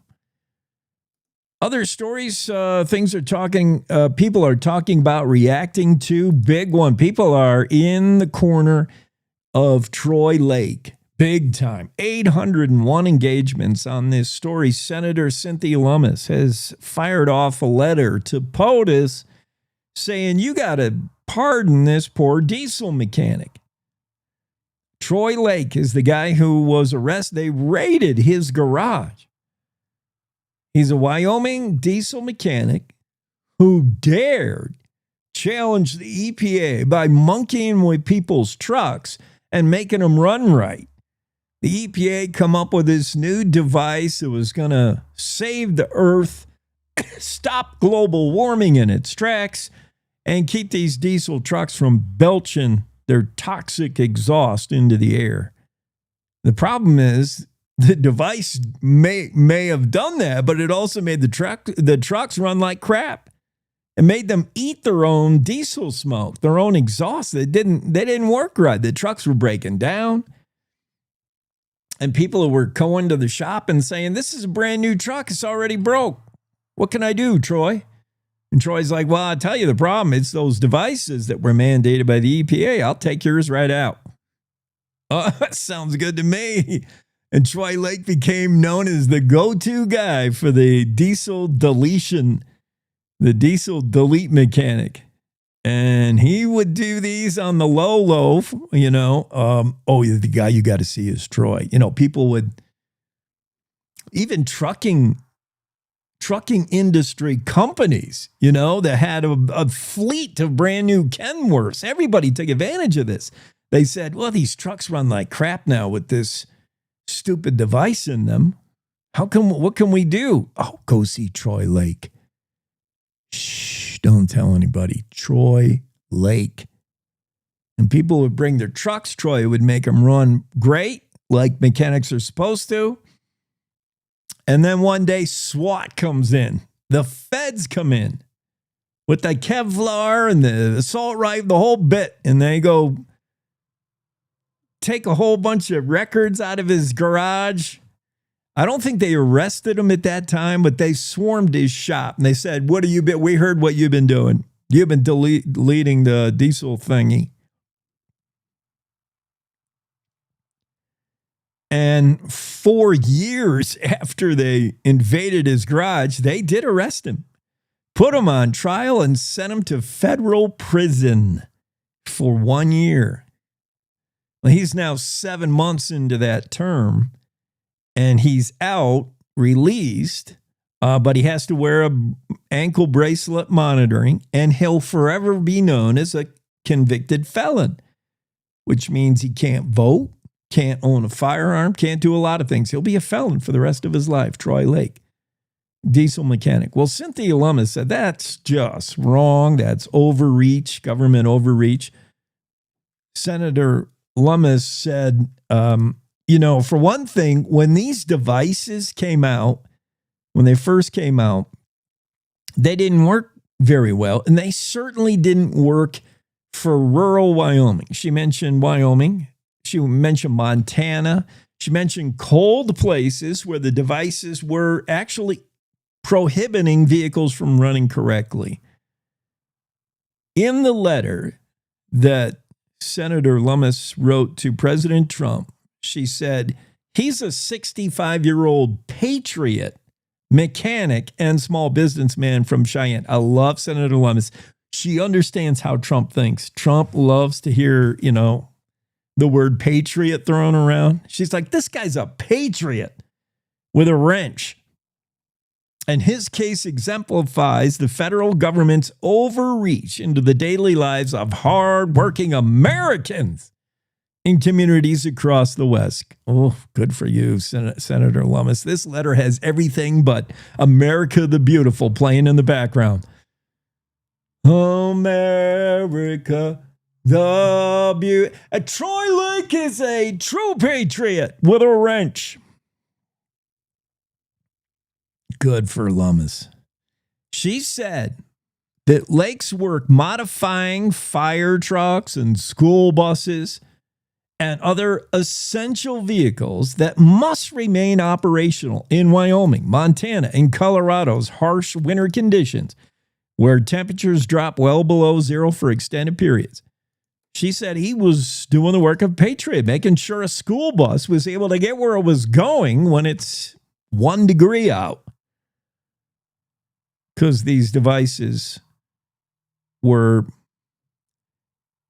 crippling the vehicles. She said these delete-style modifications that Troy Lake was doing were not only commonplace, but necessary across rural America. Great letter from Senator Lummis. Hopefully, President Trump hears and gets involved.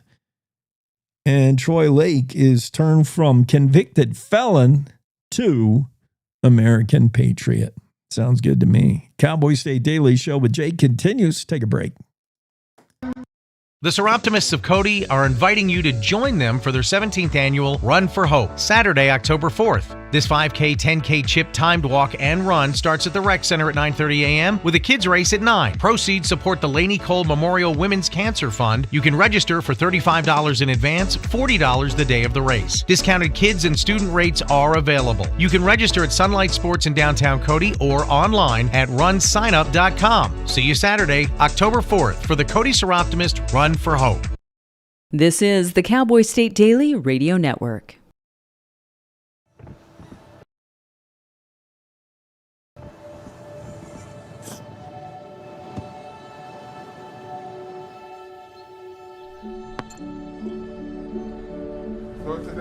I don't remember how it started.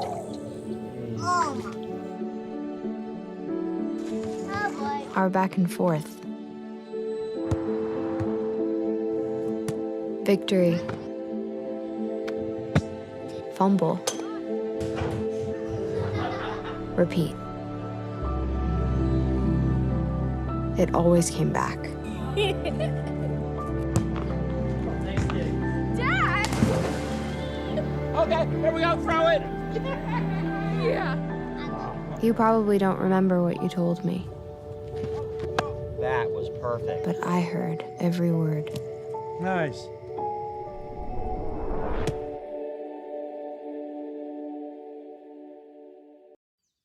Jason, let's go see your room.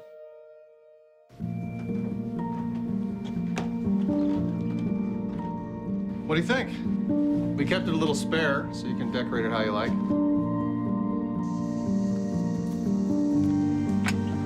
Dinner! Go? Excellent. Soccer is fun. Yeah, I saw you guys out there.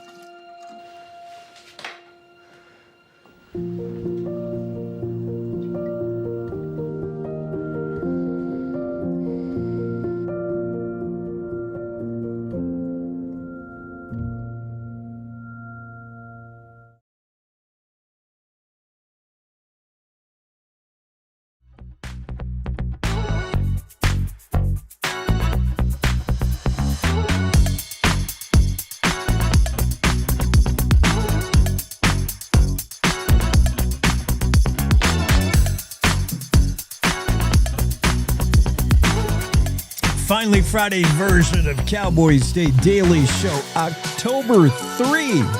We're now 1 year and 2 days into the show. I have to check how many actual episodes that is, because remember, we're weekdays only with me. And then your buddy Bags, John Baggett's on Saturdays. We'll have to count up how many total shows that's been, but it's been a bunch. Believe me, feels like 1,000,000. Still, people really interested in the story about Heather being saved from the Sawtooth Wilderness in Idaho. And I think Stacy from Wyoming has it right. Her comment is my takeaway from the story. Read the story. You got to read the story. Come on. It's the lead story of the day. Heather is found hiking lost in the Sawtooth Mountains in the Sawtooth area of central Idaho. Pretty rural area. And nowhere you want to be with, having to spend overnight if you're not prepared. And Heather had no water, no food, not adequate clothing when she was found, and no shoes. Like, her ability to self-rescue at that point was pretty low. And the three dirt bikers that found her say it was pure chance, lucky that they found her. She had been missing for 2 days, 2 nights. The weather complied, and that's guardian angels looking over her. The weather was good, cold at night, yes, but not wet. And the days were warm, so she warmed up. You know, if she was smart, she would hunker down, try to stay warm, and then kind of keep moving at night if you could. I mean, obviously it's going to be dark, but you want to stay active, keep your heart rate up, stay warm in any way you can, and then take advantage of that sun when the daylight comes out. Take advantage of the warm weather. Somehow, I don't know how she lost her shoes. Anyway, Stacy, the takeaway from the story is, other than many questions like, what the heck, Heather, what happened to you? Were you just going out for a little day hike and you got lost? I mean, that happened to all of us. Anyone who's been hiking in the backcountry, we've all been lost. Metaphorically, we're all going through life lost, Heather. So, yeah, no shame in that. We've all been there. But what degraded this situation to the point where you were that lost, like 2 days, 2 nights? Where were your shoes and why were you down to your underpants when they found you? That's a different kind of lost. Okay, maybe you had things you had to do to stay alive. So I have questions, but my big takeaway is these gentlemen that came upon Heather and saved her, their quotes to Mark Hines, their quotes to the Cowboy State Daily were so kind toward her. And that's what Stacy said. And she gets a lot of thumbs up for her quote. Stacy simply says on the Facebook page for this story, they spoke so kindly about her situation. They did. That was my takeaway, is the rescuers, other than being heroes, right place, right time, and they helped her out. They gave her food and water. They drove her out on their dirt bikes.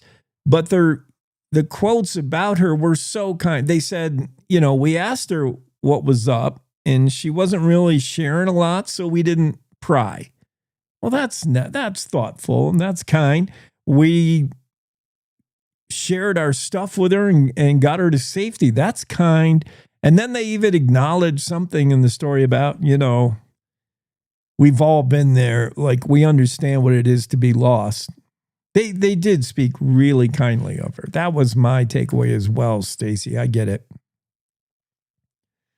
Not speaking very kindly of this woman from Tennessee. The state of Tennessee is set to execute a woman for the first time in over 200 years. The only woman on Tennessee's death row scheduled for execution. This has been 3 decades she's been on death row. 49-year-old Krista Gale Pike is set to be executed September 30th, 2026. What does a woman do? What did she do to be the first woman executed in more than 200 years? I mean, how many years ago did we hang Cattle Kate in Wyoming? I mean, capital punishment is rarely used anymore. If it weren't for Texas, I don't think we'd see anybody face the shooting squad or the needle or the electric chair or however they do it now. What do you have to do to get the death penalty in Tennessee as a woman? Well, I read a little bit of the story that's in USA Today, and she was kind of bad. But keep in mind, she was 18 years old. Who among us? And Krista even said that. This woman, Krista Pike, said, hey, who among us at age 18 hasn't made mistakes? I made a doozy of a mistake, she said. Her quote was, think back to the worst mistake you made as a reckless teenager, Krista said. She said, well, mine happened to be huge, unforgettable, and ruined countless lives. I was a mentally ill 18-year-old kid. It took me numerous years to even realize the gravity of what I'd done. What did she do? Pike was found guilty, convicted of murdering in a brutal attack the girlfriend of her boyfriend, or the rival, I guess. She had a boyfriend, and the boyfriend maybe was showing interest in this other girl, or the girl was showing interest in him.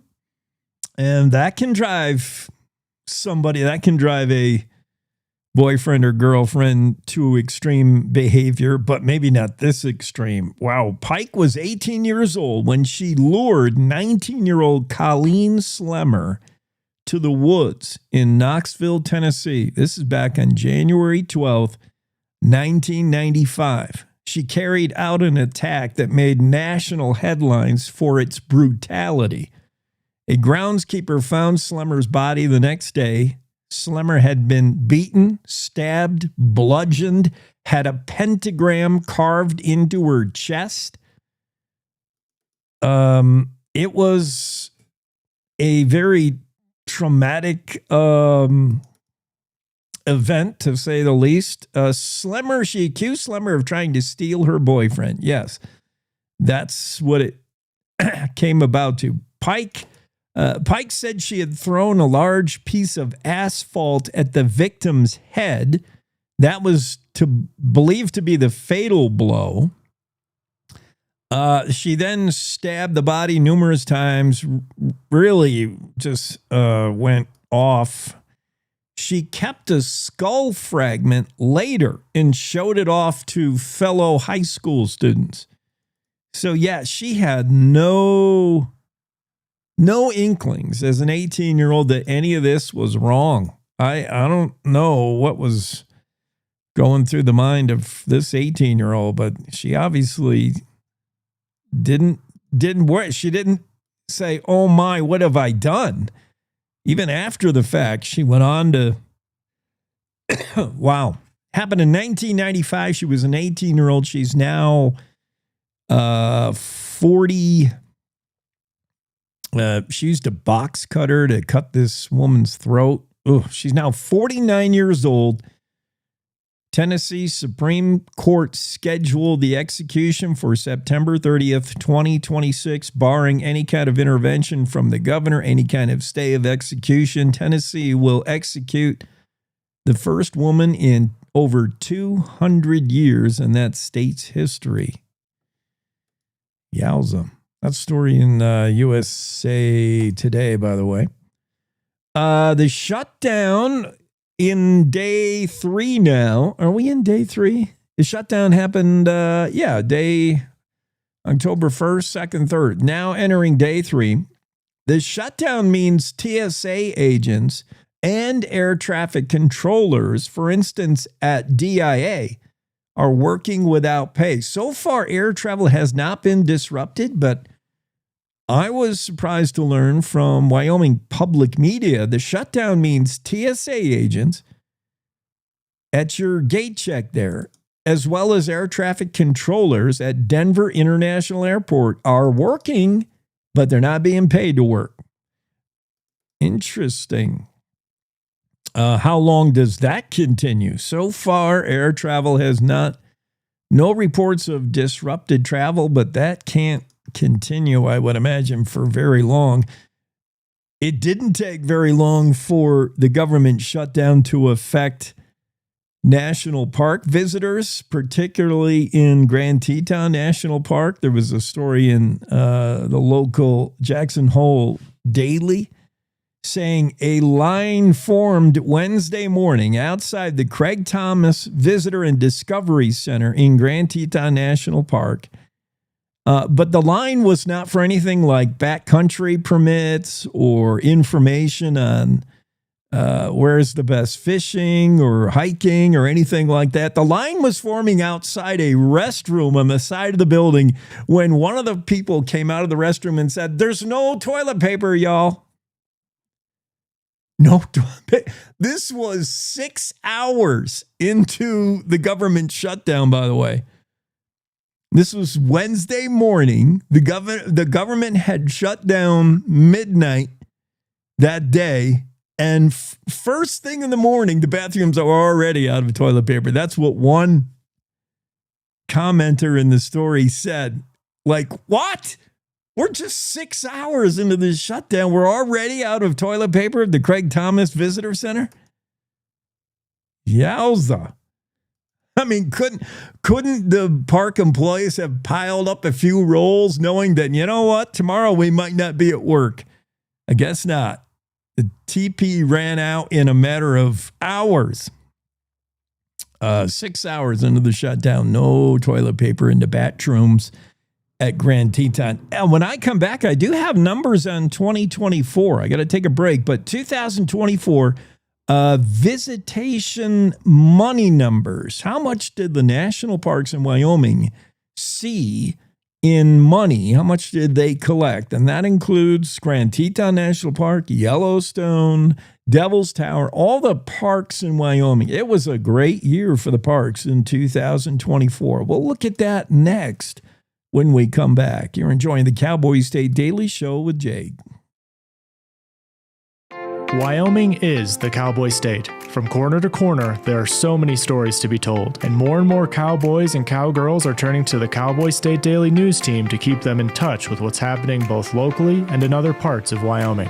I'm Riley Strand, videographer and production assistant for Cowboy State Daily Video News. We're proud to bring the most important stories to our viewers every day. The stories that start conversations, the stories that make us laugh, the stories that make us think. Our experienced journalists at Cowboy State Daily are crisscrossing the state every day, talking to those who know the news best. Every day, host Wendy Core and I talk to the reporters who are covering the topics, issues, and people that are important to Wyomingites. And in our daily newscast, we bring you those stories.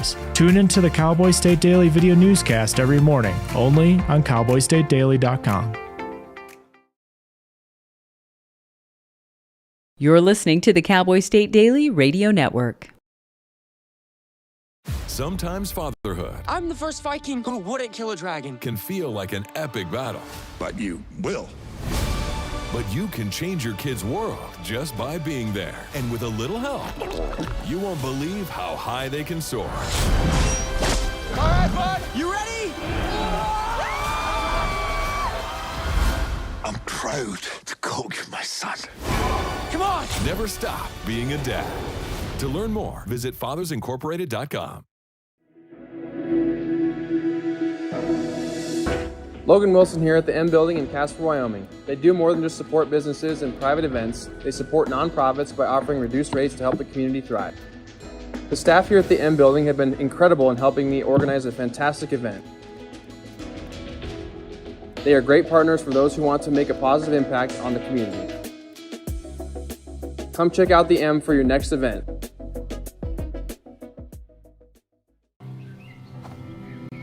For decades, I've taught you everything I know.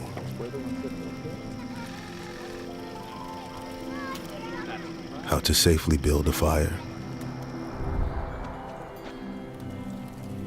How to control the flames.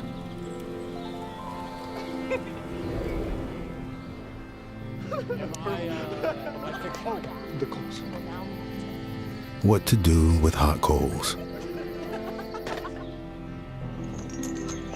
How to secure your chains. There's no sparks.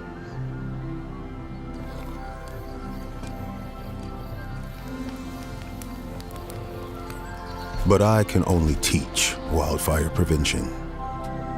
Only you can prevent wildfires.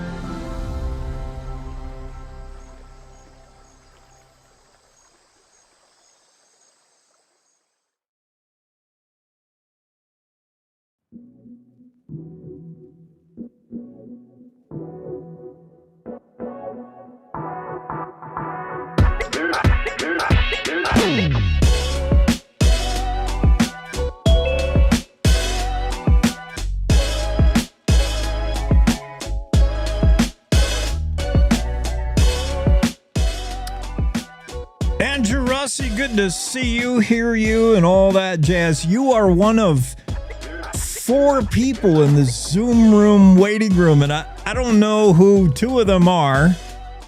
And the other one is off schedule, and we're going to go with you, though. I just wanted to show you that you take priority. Well, I appreciate that, Jake. This is going to make my Friday that much brighter. Okay. I mean, that's how much we think of you. Is we're going with Andrew. He's the one guy we can count on, the true blue Zoom contestant of the day.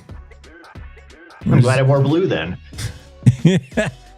What? Yeah, you better be wearing layers. I guess this weekend. Where are you? You're up in Cody, so you're going to be experiencing some of that cool. I think we all are. I mean, pretty nice day today, but get ready. Saturday, Sunday, as you point out, near record-setting highs for some communities in Wyoming, but by Sunday, 30-degree temp drops in your daily highs. Wow.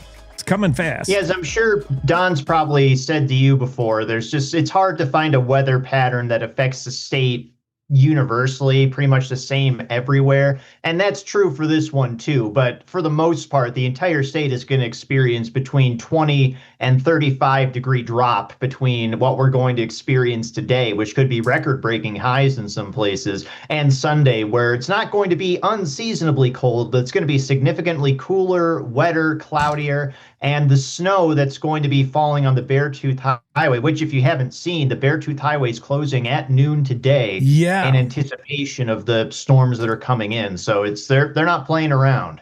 So colder and bringing precip with it. So it'll be a cold, wet rain, which, I'd rather have snow than that. But snow in many areas, especially at elevation over mountain passes. And yeah, as you said, Beartooth Highway 212, they're just not even going to try. Like today, noon, so pretty soon. But the irony of the whole thing, Jake, is that this is also going to be one of the peak weekends for fall colors in a lot of places in Wyoming. And I texted Don yesterday about this, and he said, yes, this storm is going to be powerful enough to knock a lot of the leaves off the trees. So right when we're getting the great color, you've got this huge weather system coming in that could potentially ruin a lot of it. Yeah, it seems like it does that every year where we get barely a taste of fall. We're still enjoying an extended summer, still nice. We haven't packed away the shorts yet. It's t-shirt weather. Little taste of fall because it's getting cooler at night, faster. And then bam, winter. Like, we don't even get to barely enjoy the leaves and the color for one weekend. Yeah, you're right. Welcome to Wyoming. I know. Rossi, you brought it with you from Cleveland? That's what we do. I mean, weather like this. Well, to be fair, you see that I can look out the window and see the sun right now, and I can see the sun most days I look out my window. In Cleveland, you're lucky if you see the sun 3 times a year. Yeah, for real. I know what you mean. Have we talked about the weird Aurora event? Steve, we did, right? Yeah, we discussed Steve, and there was another aurora that was visible in the skies yesterday morning and overnight, and I got some great pictures of that, but Steve did not appear. And so it just goes to show how rare that phenomenon is, and that scientists still don't fully understand how it manifests or how it's associated with the aurora, but it only really appears during the aurora. And like you said the other day, there's not really a connection with the aurora, with a Northern Lights event, with Aurora Borealis. Is it connected to a CME, to the sunspots, the sun throwing stuff at us, or you just happen to see it when there's an aurora? It's hard to say because as far as we know, we've never seen a Steve that isn't present during an aurora. So maybe it's possible that they're just more visible during this time, but it's not the same phenomenon that generates auroras because it's CMEs, coronal mass ejections, that create the auroras, and that's created when the sun's energy hits the Earth's magnetosphere, and the interactions between the molecules and the electrons and everything create that light that we see as the northern or the southern lights. And then we get Steves occasionally during that, but Steves are super hot streaks of plasma. That has nothing to do with the magnetosphere as far as we know, and it's considerably lower than the atmosphere from what we know. So it's kind of an interesting scientific conundrum that you don't get to see them that often, so there's only so much that you can observe. You have to make the most of the time you have while they're out there. Two stories we didn't get to, a little bit older from Andrew Rossi. Talk about that, because I know this is a bit of a, unique, first of its kind dinosaur eggshell that could lead to T-Rex nest near Lusk. Talk about that. You did tease it for us once. You said there's a dinosaur eggshell that was found, and I thought that was pretty weird. I've never heard of that. Now, here's the funny thing, Jake. I reached out to a few of my paleo contacts in the Wyoming area, and when I presented that paper to them and asked what their thoughts were, they said it's just like, well, there's no evidence that it's a T-Rex eggshell, but it is, the first confirmed piece of dinosaur eggshell from the Lance Formation, which is the last formation where we can find big dinosaurs like T-Rex and Triceratops. So it's like, okay, so we can't say it's a T-Rex eggshell, but it's possible that it is from a dinosaur. We know that much. Then I reached out to one of the authors of the paper who was in the Netherlands, and I asked a few questions, and he says like, well, we're definitely saying it's probably T-Rex eggshell. So it's just like, well, they get straight from the horse's mouth. They can't confirm it 100%, but the only eggshell they've seen that's similar is from a dinosaur called Tarbosaurus, which if you put Tarbosaurus and T-Rex right next to each other, most people wouldn't be able to tell the difference between the two. They're very similar. So they are going out on a limb to say not only is this a dinosaur eggshell, which is pretty well confirmed, they're saying that it's T-Rex eggshell. And they believe that just based on the way the edges have been weathered or not weathered, they could find a nest. If they find a trail of eggshell, they could eventually lead them to intact eggs or a T-Rex nest somewhere in our neck of the woods. And based on location, in this formation, T-Rexes were known to be around. They can find their bones. So if the T-Rex is around, we found the bones of a T-Rex around, then an eggshell, ipso fatso, as Ralph Cramden says, must be a T-Rex eggshell. Is there any way to extract DNA out of it and figure out if it was really a Tyrannosaurus Rex? And is there any way we can bring it back to life? That's more importantly. Oh, well, there's a bunch of different questions, Jake. I guess to start with, if you'd asked me, a couple of years ago, I would have said, no, there's no way to get DNA out of that. However, we're finding new techniques where you can at least get traces of the structures that are within DNA if you know where to look. Now, in eggshell, I don't know if that's possible, but as we've seen with science, anything is possible these days. 20 years ago, we couldn't tell you definitively what colors dinosaurs were. Now we have a pretty good idea based on certain fossils we find. So I'll give that a maybe. We could get some DNA out of that, but certainly not going to lead to Jurassic Park. Because even we've spoken about colossal biosciences before. They're trying to resurrect mammoths and dodos and other prehistoric creatures, and they're not even using the Jurassic Park method. They're just taking existing animals and tweaking their genomes to get them to exhibit prehistoric traits, if you will. Whereas in Jurassic Park, they were just cloning animals directly from DNA, kind of rebuilding them from scratch. All right. Well, never say never. Never say no when it comes to science and dinosaurs. And finally, Andrew Rossi, please tell us, Bighorn County is selling off 16 vintage aircraft at an online auction. You could own a pretty cool, antiquated, these things don't fly anymore. How did Bighorn County come by these old aircraft? And is there any market for this? You think there'll be any buyers? Well, it's a little complicated because the planes were on a piece of land that at a place called the Boneyard that was owned by the county and being leased by somebody, and then he wasn't paying rent, and so the county said, pay your rent, and he didn't. So they basically seized his assets, and they became county assets to collect on what was owed money for that sense. So they came into possession of these 16 planes, and they're not airworthy because a lot of them have been salvaged for parts over the years for other planes that were flying. So when I spoke to the folks in Bighorn County who were in charge of the auction, they weren't looking for aircraft enthusiasts necessarily, like people who are going to be interested in putting money into getting these things restored and flying, because that would be prohibitively expensive and honestly not worth it with the amount of work they'd have to do. But you never know who could be potentially interested in like the gauges on the inside. Maybe someone wants a pilot seat. Maybe someone wants a whole plane to convert into an Airbnb. It's a lot of people who said that they've stayed in Airbnbs that are old planes that have been gutted and retrofitted. But the main demographic that they thought were going to be interested were scrappers, people who saw the value of the aluminum within the planes and all the metal components, and would just tear them apart to get some money from this salvage. And so, yeah, I actually, as you mentioned that, I just pulled up the website now. You can't get one for $25 anymore because it looks like most of them are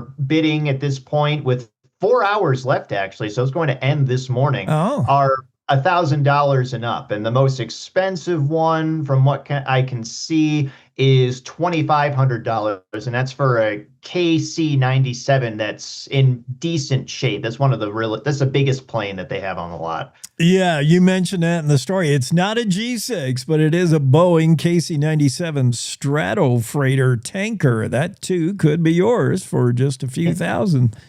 But the catch is, and that's the important catch, is that you can buy the plane for pennies on the dollar, and even $1,000 for a plane like that is pennies on the dollar. But the stipulations of the sale are you transport it, you take it away. We're not providing any equipment, any tools for you to do that. If you buy it, it's your responsibility to get it out of here and get it wherever it's going. So good luck with that. Yeah, I was going to ask you, like, if you wanted to buy just the cockpit, like one of the pilot's seats, you got to get the plane out of there. That's the whole point. Bighorn County wants these things off the land. All right.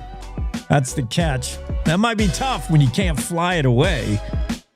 Yeah, I thought about bidding on one, but then I saw the transport thing. I was like, it's not cute enough to justify that. Yeah. And you don't have a wife telling you what you can't buy. I'm telling you, I wouldn't even get in the bidding. She'd be like, you're not bringing home a whole airplane. Nope. I've got a credit card statement that tells me what I can't buy. Have a great weekend. You too, Jake. All right, Cowboy State Daily Show. We got to get into news right here, right now. Let's do that. It's time to take a look at what's happening around Wyoming. From the Cowboy State Daily Newsroom, I'm Mac Watson. 2 mountain bikers who were deep in the backcountry of Idaho said they came upon a woman who was alone, hungry, and said she had been looking to find her way out and back to safety for almost 3 days. Cowboy State Daily's Mark Hines reports the woman is lucky to be alive. Apparently, some point during her ordeal, she'd lost her shoes, so she'd wrapped her sweatshirt and her shirt around her feet. And he said they spent the better part of a couple of hours with her before they were able to make contact and a search and rescue helicopter arrived. The gentleman described the conditions that week had been getting pretty darn cold at night, like down to the 20s, but getting up into the 60s or even 70s during the days, and then no precipitation. That's probably what saved her, because I double-checked that with a search and rescue guy here in Wyoming, and he said, yes, it's surprising how cold of temperatures people can survive if they're dry. One of the cyclists, Shelton Robinson of Pocatello, Idaho, said it was random luck that he and his companion happened to find Heather Waymond at about 3:30 p.m. on September 18th. The junior senator from Wyoming, Cynthia Lummis, has written a letter to President Donald Trump. Cowboy State Daily's Claire McFarland reports that Senator Lummis is urging the president to pardon a Wyoming diesel delete mechanic who was just released from prison and living in Cheyenne. In the early 2000s, 2010 era, those early emission systems were pretty clunky and could cause problems in your truck. Pretty soon after, the EPA started pursuing criminal charges against guys that were doing that. Senator Lummis, in her letter, said this is unequal prosecution. This looks political. Lake, who has been released early from the Colorado-based federal prison that held him for 7 months, is now on home confinement with an ankle monitor.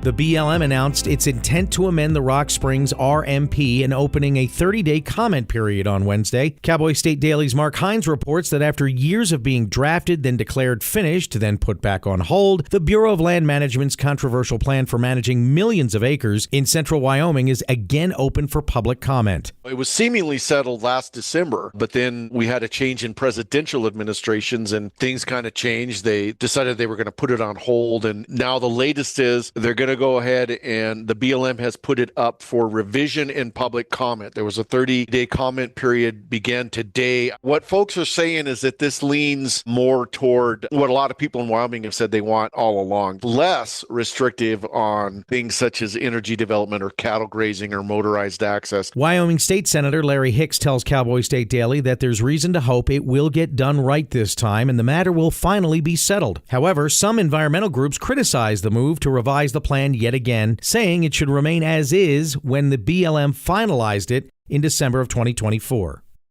I'll be back with more news right after this. Here in Wyoming, we look out for each other. For 80 years, Blue Cross Blue Shield of Wyoming has done just that.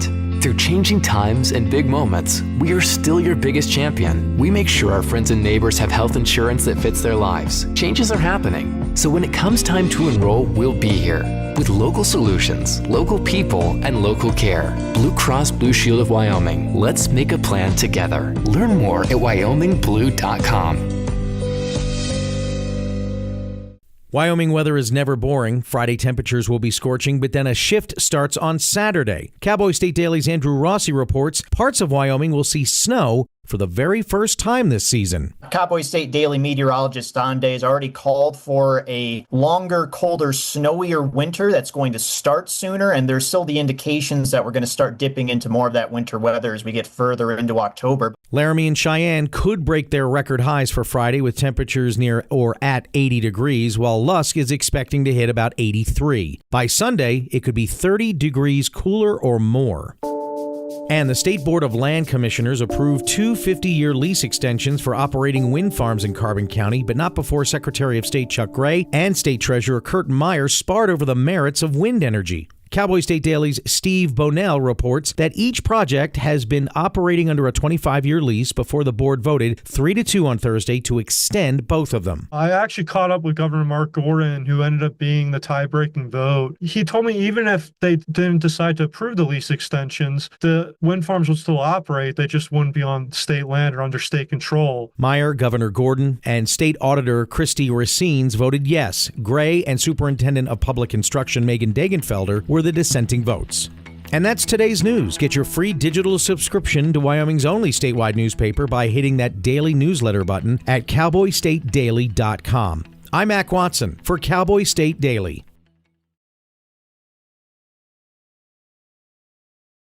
We're all just trying to keep things running for those who rely on us. That's why we don't have time to be sick with the flu. We don't have time for delays. We don't have time for spills. Next. We don't have time for setbacks. Let's be real. Getting the flu shot helps you fight the flu. Get a flu shot for yourself and those around you too. In Southwest Wyoming, wide open space is waiting. This is how we explore it. In Rock Springs and Green River, Wyoming. Plan your adventure at explorewy.com.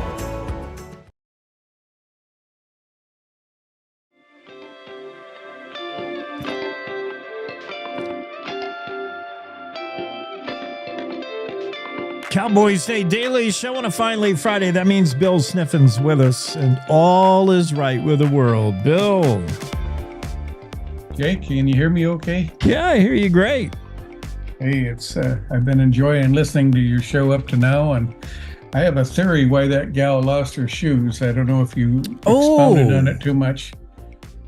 You know, I've been in that back country, we all have, and you know, you can get into almost a quicksand mud, and it'll take your shoes off. It'll take your boots off. Yes. And I had a case one time. I was back in the mountains and I got in some of that stuff. It took us a long time to fish my one boot out. It got so mucky that, you know, you literally stepped out of your boot and then the boot was gone. And yeah, you think, man, I can't survive up here. And so my suspicion is when she was docking it or bivouacking or whatever you called it, when she was cross country, she got into a swampy area, and boy, she I think she probably lost both her shoes, and it's so wet and messy. You're in danger of getting yourself in really trouble then. And anyway, that's my 2 cents. But I bet you're right. But it's embarrassing when it happens. That's for sure. But I'll bet you're right. I did not think of that.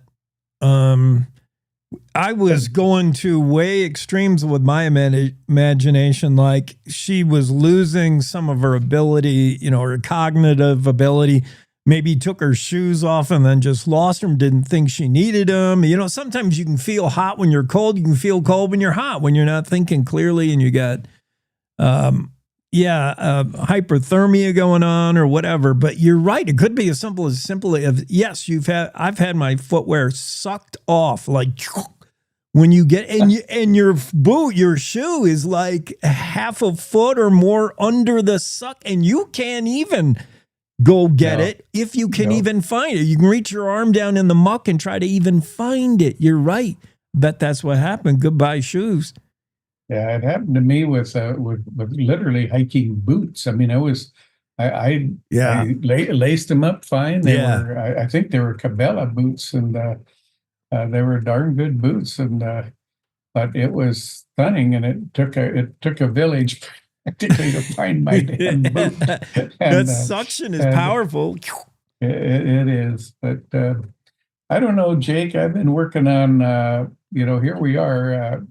Something I do every year is what I call my Wyoming bucket list, and of course I always talk about tourism and things to see and do in Wyoming, but I'm pretty tickled this year. I did a pretty good job on my bucket list, and it's I think it worked out. It was a pretty doggone good year for me.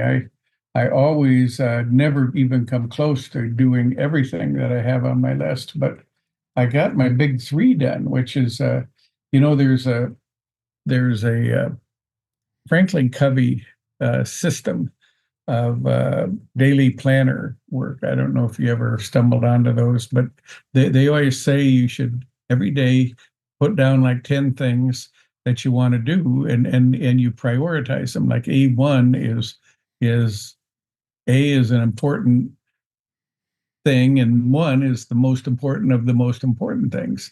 So you'd have literally a list of A1 and B3 and C4, and if you wanted to, but they always said if you got the number one done, the rest of it doesn't matter. If it's that important, you got to get the number one thing done, and that's been a huge help to me over the years.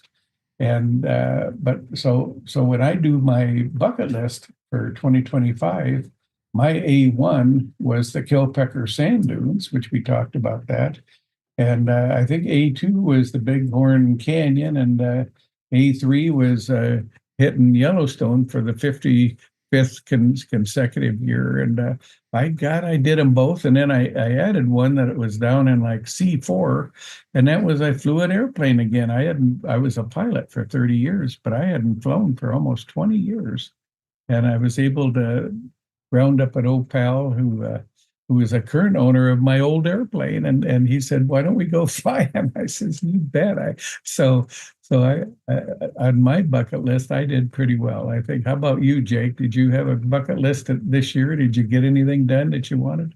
Don't ask. Although, let me say, congratulations on your 1-year anniversary. That it was October 1st, wasn't it, when you launched? Yeah, 1 My year. Gosh, wow. Yeah. Incredible. Good for you. That is so great. That's amazing. What a fast year. It did go by fast. It wasn't on a bucket list, but it very well could have been. I mean, I couldn't even have guessed or hoped that we'd be on it for a year. So yeah, there's bucket list. Check that off. Well, you and I go back a long ways, and you're such a good reporter, and you wrote some absolutely phenomenal stories for Cowboy State Daily, and yet we all knew you had this radio background, and Jimmy Orr was smart enough to either talk you into it, or you were smart enough to volunteer to do it. But boy, I just think this thing is been a huge success, and I very much appreciate you allowing me to be part of it. It's great. I'll never forget where I was when Jimmy shared the idea. I was in Du Bois, just enjoying a little time out of Jackson. I think I was there to DJ a wedding, and he said, "I got this idea about a radio show," and I'm like, "Oh, I can do radio, okay." Yeah, that was a long time ago. It's all come together. We've had the help of a lot of people to make it happen. Big shout out to Mitch Semmel back in the day. Mitch helped us get out. He's helped many people. He was our consultant producer in those early months. He worked with Howard Stern and some of the greats, so he knew what it was like to put on a show, radio or podcast. I got a jillion people in the Zoom room. I don't know who any of them are, Bill. Joanna, Carl, I don't it's like somebody's giving away our Zoom link and they all want to come on the show, but yeah, we got you. Well, at least I'm not an hour early like I was last week. Yeah, we've had that. Had a lot of things over the years, over the 1 year. Bill, your opinion column has a cool old saying that you hardly hear anymore. Heel up and hair over. I love that. That's old saying. And it makes if you think it out, you know what it means to heel up and hair over. Well, what it really means that it came from David Reitz, who was chairman of the Humanities. He's just a great guy. He's a realtor up in Powell, and Dave and his wife Glo. But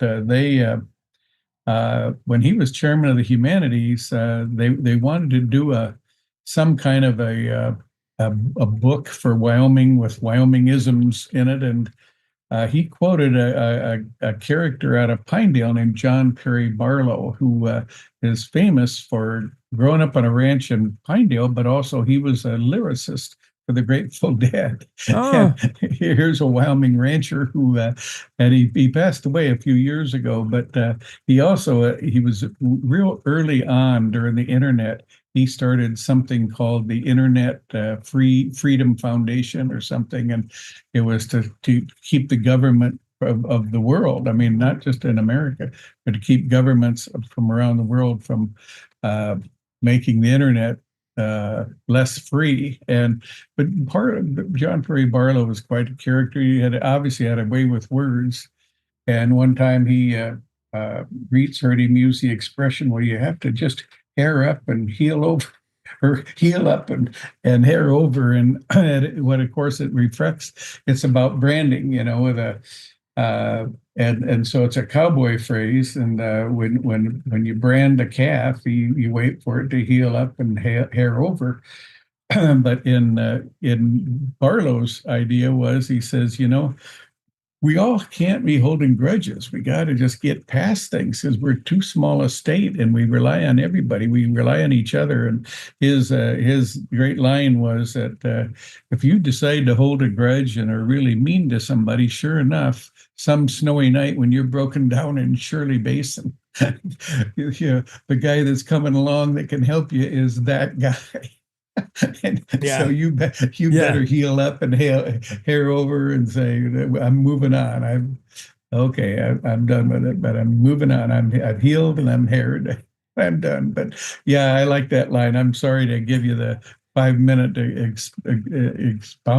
expounding on it, but that's what it was. Yes. Pinedale's John Perry Barlow, the line heel up and hair over, which basically means get over it. Because, Murphy's Law of I didn't forgive and I didn't forget comes back to bite you. Because that person you had a run in with that you never got over, that grudge, that's the one. That's somebody who bumps into your life again, sure enough.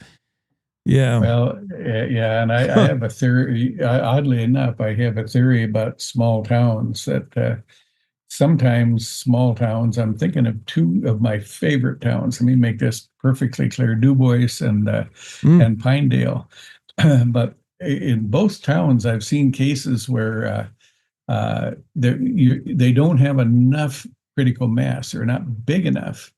that you can just have a fight in your town and survive it. You know, if a town is small enough and the factions get so bad, I mean, it'll really set a town back. And I watched that happen in a couple of these towns. And of course, I live in Lander, which is not a big town, but it's big enough that when we've had, you know, big fights and between various factions, you kind of you're big enough to survive it. But sometimes a small town, man, I tell you, you want to go in and you want to make sure you're on the right side or on no side, or, you know, because there will be sides. It's probably the worst example of that I can think of is the Wind River Indian Reservation, which, besides the complications of having two Indian tribes, the Shoshones and Arapahoes, that were traditional enemies. And then the government, of course, put them together on the same reservation. But because they remember 4 or 5 generations ago, you can have a grudge that will carry within one clan versus another forever. And it's anyway, I'm just rambling here, but I got to say it's not a very good thing. It's the exact opposite of heel up and hair over. And you know, we're a pretty mobile society, and I think when we leave, then the problems change. You leave them behind you. But if you stay in the same place forever, there's going to be old hurts and old grudges and scores to settle. And anyway, it's here I go. What were we talking about? Were we talking about bucket lists? Well, we're talking about the subhead of your opinion column, which we could say is stop picking at that scab. Heel up and hair over. Good advice. The bucket list stuff. So you can add to your bucket list next year. Do you think this 250th anniversary of America is going to be big in Wyoming? Like, we're going all out, it seems, in Wyoming. Well, you know, our centennials and things that we've done for a small state. I mean, when I say small, I mean lightly populated state. We kind of go all in, and I think it'll be a good party. I know that when we had the millennium. We did a gigantic project in Lander, and it's one of the largest bronze monuments, definitely the largest in Wyoming. But we raised $200,000 and built this fantastic monument of a cattle drive, and it's a signature logo sort of for Lander. So that's an example of what we can do. I know that we also have what we call Bicentennial Park. Back in '76, we put a park, and that park is still actually it's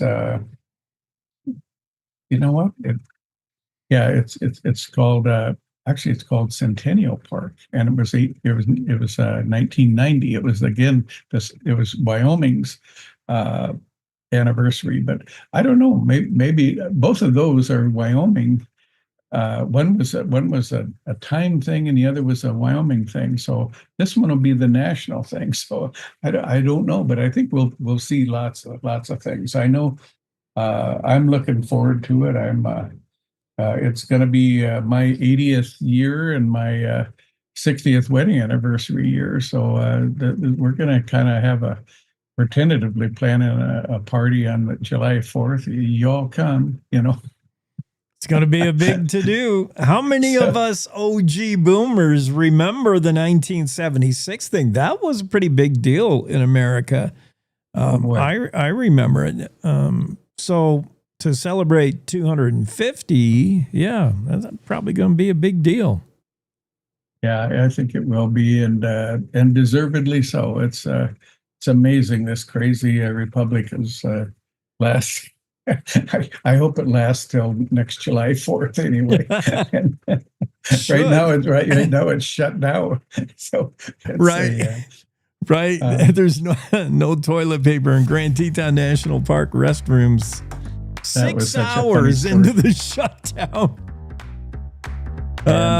All right, we got to roll. Hey, if you have any interest, by the way, Bill, I'm not profiling. I'm just judging by the fact that you said you celebrate 80 years next year, that you're probably interested maybe in the world of Medicare. Our next guest is going to make sense of that whole thing. Medicare can be complicated.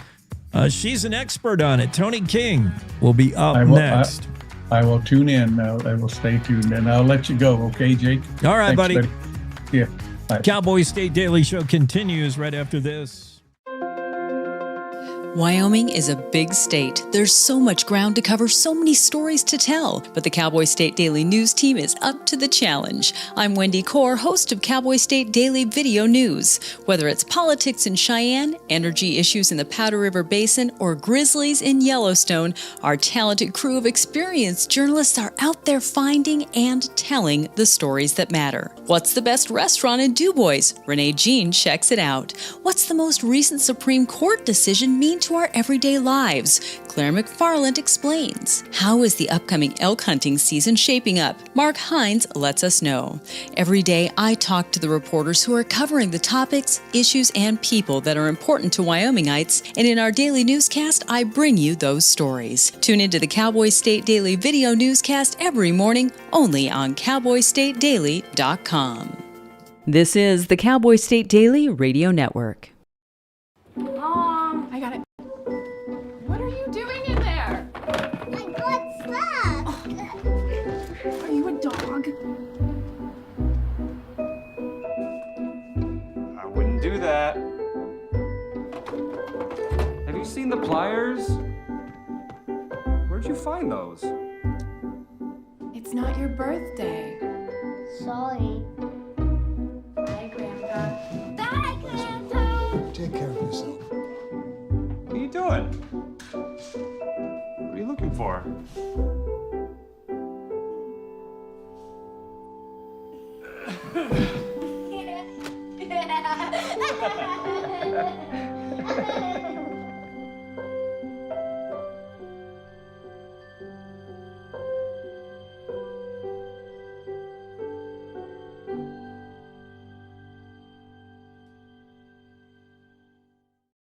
I don't think many kids in my son's school even do it.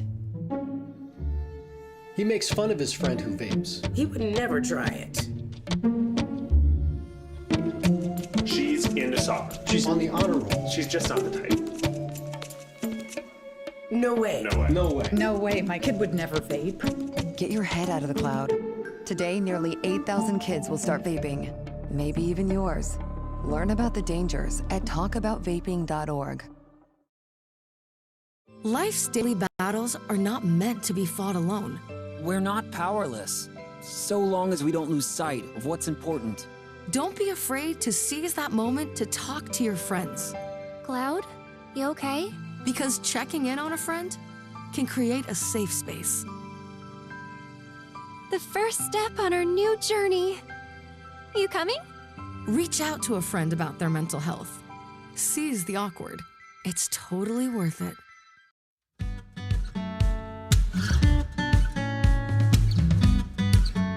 Cowboy State Daily Show with Jake. We get Tony King onto the scene, into the Zoom room, and into the discussion. She is Miss Medicare.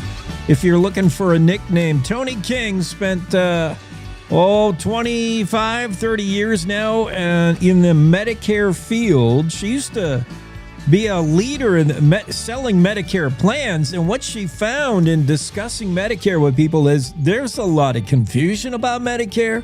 There's a lot of weird, funny business. Somebody needed to set the whole Medicare thing straight. And if that's somebody, nobody better than Tony King. She has her own podcast, Medicare Moments, which you can check out on a website we'll direct you to momentarily. And she's also written a book, The Bible on Medicare. In fact, it's the Medicare Survival Guide. Tony, thanks for being on. How are you doing?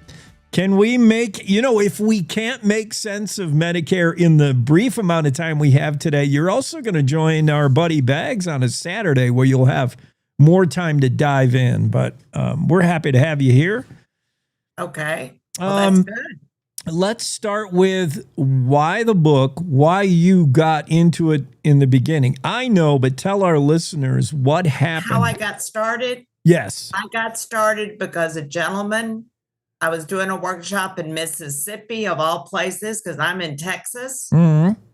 And this gentleman, Mr. Davis, called Social Security, and they told him that he didn't need Part B of Medicare. He told him he had company insurance when he was on a retirement plan. And they told him to sign the back of his card because he was getting on Medicare, turning 65, and send it back in, and they'll get rid of his Part B because he didn't want to pay the premium. Went in the hospital the next month, had a stent put in his heart, cost $10,000. He used the wrong wording. He was on retirement insurance, not company. Okay. And that was it.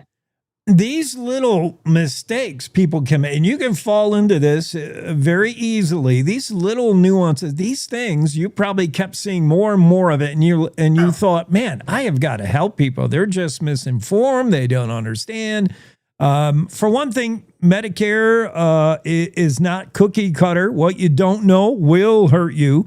And not understanding the rules and guidelines of Medicare will cause you to make costly mistakes. So I don't know, let's start with the one size doesn't fit all. Why is Medicare different for each individual?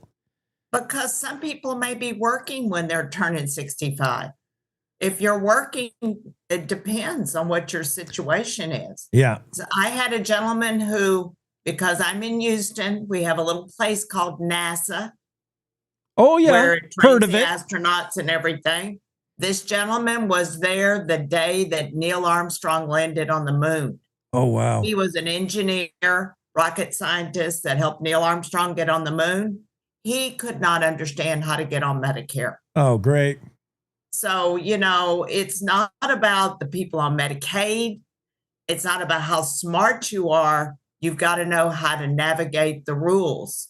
And I am just a regular person, but I took what's called the Medicare and You Handbook and put it in people terms so that you could understand Medicare in an easy way. And it's on my website. My book is on my website, which is TonySays.com. I'm Tony with an I and not a Y, because I'm a girl. Roger that. Okay. So, yeah, I mean, why do you need this book? Why do you need Tony King? Well, it's as simple as that. You don't have to be a rocket scientist. In fact, even if you're a NASA scientist, you may not understand the ins and outs of Medicare. You have to have studied it. You have to know what's going on, and you got decades into doing that. So the book could be useful for what else? I know one thing. When is there's enrollment periods, right? October 15th is coming up. That's a Medicare enrollment period. Annual what does enrollment that mean? Period. That's only for changing your prescription drug plan. And that is only for changing your Medicare Advantage plan. But you got to understand, there are call centers all over the world that are calling people daily. You get about 90 to 100 phone calls or emails a day. Yeah. Don't answer anything. Never give your Medicare number or your Social Security number to somebody over the phone, because you don't know who you're going to get. And what caught your company to call me is because I wrote an article about the Medicare scams that are going on. There's tons of scams going on, and you've got to be very careful on what's going. There's over $100 billion that's scammed out of people. Now, who is it? They're taking advantage of the fact that Medicare and all the things about the paperwork, everything is confusing. It's complex. It's not easy. But why is it made so complicated? And who is taking advantage of that? Are there insurance companies? Who is it that's scamming you? Could be anybody. Yeah, It could be anybody calling you. There right now, there's a big scam that Dr. Oz, who's in charge of Medicare and Medicaid. Yeah. Dr. Oz did a video about the scam. People are going and knocking on your door, telling you they can get you free hospice. And if you give them your Medicare number, they'll help you out. Well, those people are making the money off of Medicare, and you'll never see it. There is no free hospice. Yeah. So you got to be careful. Hang up. You do not have to be nice to everybody. Yeah. You know, they just take advantage. Yeah, and we tend to be nice in Wyoming. We don't want to be rude. Yeah, you're right, Tony. We're nice in Texas. Yeah. You know, but if you're confused about Medicare, get your kids involved. Let them know what's going on. Yeah. They need to know what's happening. Your adult kids. And, you're not having to lose control over your situation. And just because you're 65, hey, I'm 70. But, honey, I can still rock and roll with the best of them. Mm-hmm. We're not over the hill. We're baby boomers. We're not one of the seniors that are on Medicare. We're boomers. And we're booming away. Find out where should am I directing people? TonySays.com. Tony with an I, by the way. Yeah, TonySays.com. Or they can call us direct on my number, which is 832-519-8664. 832-519-8664. Go to the website, TonySays.com. TonySays.com. Tony with an I. And, get out, buy the book. Tony, on one other thing, tell me how Medicare has changed. When did it first come into being? What was the idea? It was a brilliant idea. You really want to know? Okay, Medicare got started July 30th, 1965, when LBJ flew to Independence, Missouri, and signed Medicare into law. The whole cost was $40. Oh, my. The premium was $3 back then. It's a whole different ballgame. Yeah. It's completely different. There's hundreds of thousands of dollars with Medicare. Yeah. And you've got to be very, very, very careful with what you're doing when you're first getting on it. Because the rules are very complicated and you just don't want to make a mistake, because what the mistake does, it doesn't you can't go over and say, I didn't know how to do it. I didn't do it properly. Social Security does not forgive you. Yeah. Yeah. If you don't do the paperwork right, yes, you forget to cross an I, dot a T, or the other way around. It could cost you thousands of dollars. Lots of money. There are no do-overs with all of this. You only get one chance to do it the proper way. Get it right. Learn the best advice. TonySays.com. On there, you can watch some podcasts where she explains things, all the latest. It's going to be tons of valuable information on the website. Also, the book. The book is going to get us started, I imagine. We get on Amazon. Where can we find this book? The book is directly on my website, okay, to be honest. And we're giving a discount off of it right now. All right. So they can contact us. And, if you have a question, call us. We do answer questions. You got to be real careful with what you're doing. Yeah. I can say. It's not only, and like you say, it's not only the complexities of what Medicare has become, and it's become complex. It's become a lot of paperwork. You got to be diligent and don't make mistakes. But then you got the outside scammers that are trying to take advantage. It is a dangerous world filled with landmines when it comes to Medicare. Tony has seen. And the landmines are exploding, totally exploding. It's a recurring theme of confusion when it comes to Medicare. You've noticed that with 25, 30 years doing it. And And one thing I'm noticing is that this next, what they call Medicare open enrollment period is changing. Medicare is changing for 2026. Oh. If you have not changed your prescription drug plan in a long time, you better get in the game Hmm. because it is changing drastically for January 1st. I did see that, in fact, on your website in big, bold letters. Yeah. So Yeah. if you're, anyone who's entering Medicare or already on Medicare, like this is important for anybody of the age. Get the best advice. Go check out TonySays.com. Tony King is with us. And Tony, thank you so much for unraveling what can be super complicated Medicare. It works for me. Hey. And have fun with my buddy Baggs. That's October 18th, I think. You're going to be on the Saturday show with John Baggett. So you'll enjoy that. And you'll be able we'll be talking about Medicare open enrollment period. Good. So come with questions. Good. Can't wait for that. That'll be October 18th, Saturday. Yeah, have a great weekend. Bye. All right. Tony King on the show. Check out TonySays.com. Check out her book on the website as well. It is the guideline, the Medicare Survival Guide. We got to take a break. We'll be right back with more here on the Cowboy State Daily Show right after this quick word. The Seroptimists of Cody are inviting you to join them for their 17th annual Run for Hope, Saturday, October 4th. This 5K, 10K chip timed walk and run starts at the Rec Center at 9:30 a.m. with a kids race at 9. Proceeds support the Laney Cole Memorial Women's Cancer Fund. You can register for $35 in advance, $40 the day of the race. Discounted kids and student rates are available. You can register at Sunlight Sports in downtown Cody or online at runsignup.com. See you Saturday, October 4th for the Cody Seroptimist Run for Hope. You're listening to the Cowboy State Daily Radio Network. Who can you turn to for news you can trust? Your local TV and radio broadcasters. You trust us to keep you safe during times of crisis and to deliver the weather, sports, and entertainment you rely on every day.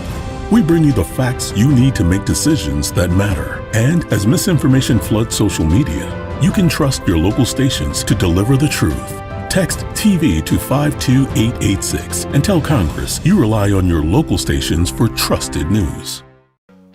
You handle the healthcare, we'll handle the marketing. In need of a spark for marketing your medical practice? Loom Studio provides creative and strategic healthcare marketing that illuminates the path to bigger and better experiences for your business and your patients. We specialize in branding and design, social media, website design, SEO and SEM, not to mention content creation, public and media relations, and marketing metrics to ensure you're getting results. If you're looking to increase your patient engagement and retention, enhance your community impact, and streamline your marketing efforts, our team is ready to help you achieve your goals. Contact us today and learn more at loomstudio.com. We come from a long line of farmers, and there's a sense of pride, but there's also a significant amount of pressure. Farmers have to take care of their physical and their mental health, because what's a farm without a farmer? Watching the sun come up, that's my time. I can have a cup of coffee, and every day is a new opportunity. That's cool. Your hand's gotten so Yay! Don't forget to check in on yourself. Love your mind.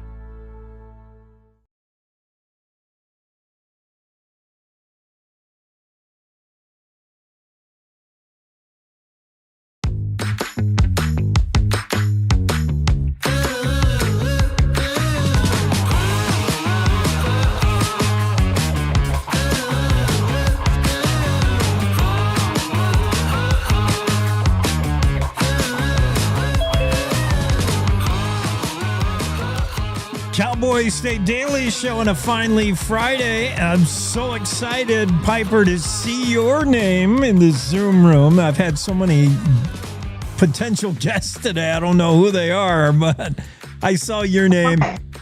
I don't know. It's like craziness today with all kinds of Zoom issues, but there you are. But I'm here. Friday this time of day. I'm like, I'm becoming like Pavlov's dog. Friday morning at this time, I suddenly, my stomach starts rumbling like I start getting hungry, and I'm not sure why, but I should know why. We're cooking Wyoming with Piper, of course. There we go. Good morning, Jake. How are you? I'm good, thanks. Just a little hungry edge, but you could help me out with that. A little hungry? All right. Well, we're talking zucchini today.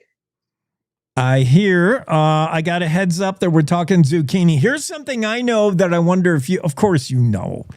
Zucchini is a fruit. Well, it has seeds. Like tomatoes. And yeah, so we can go sweet, we can go savory.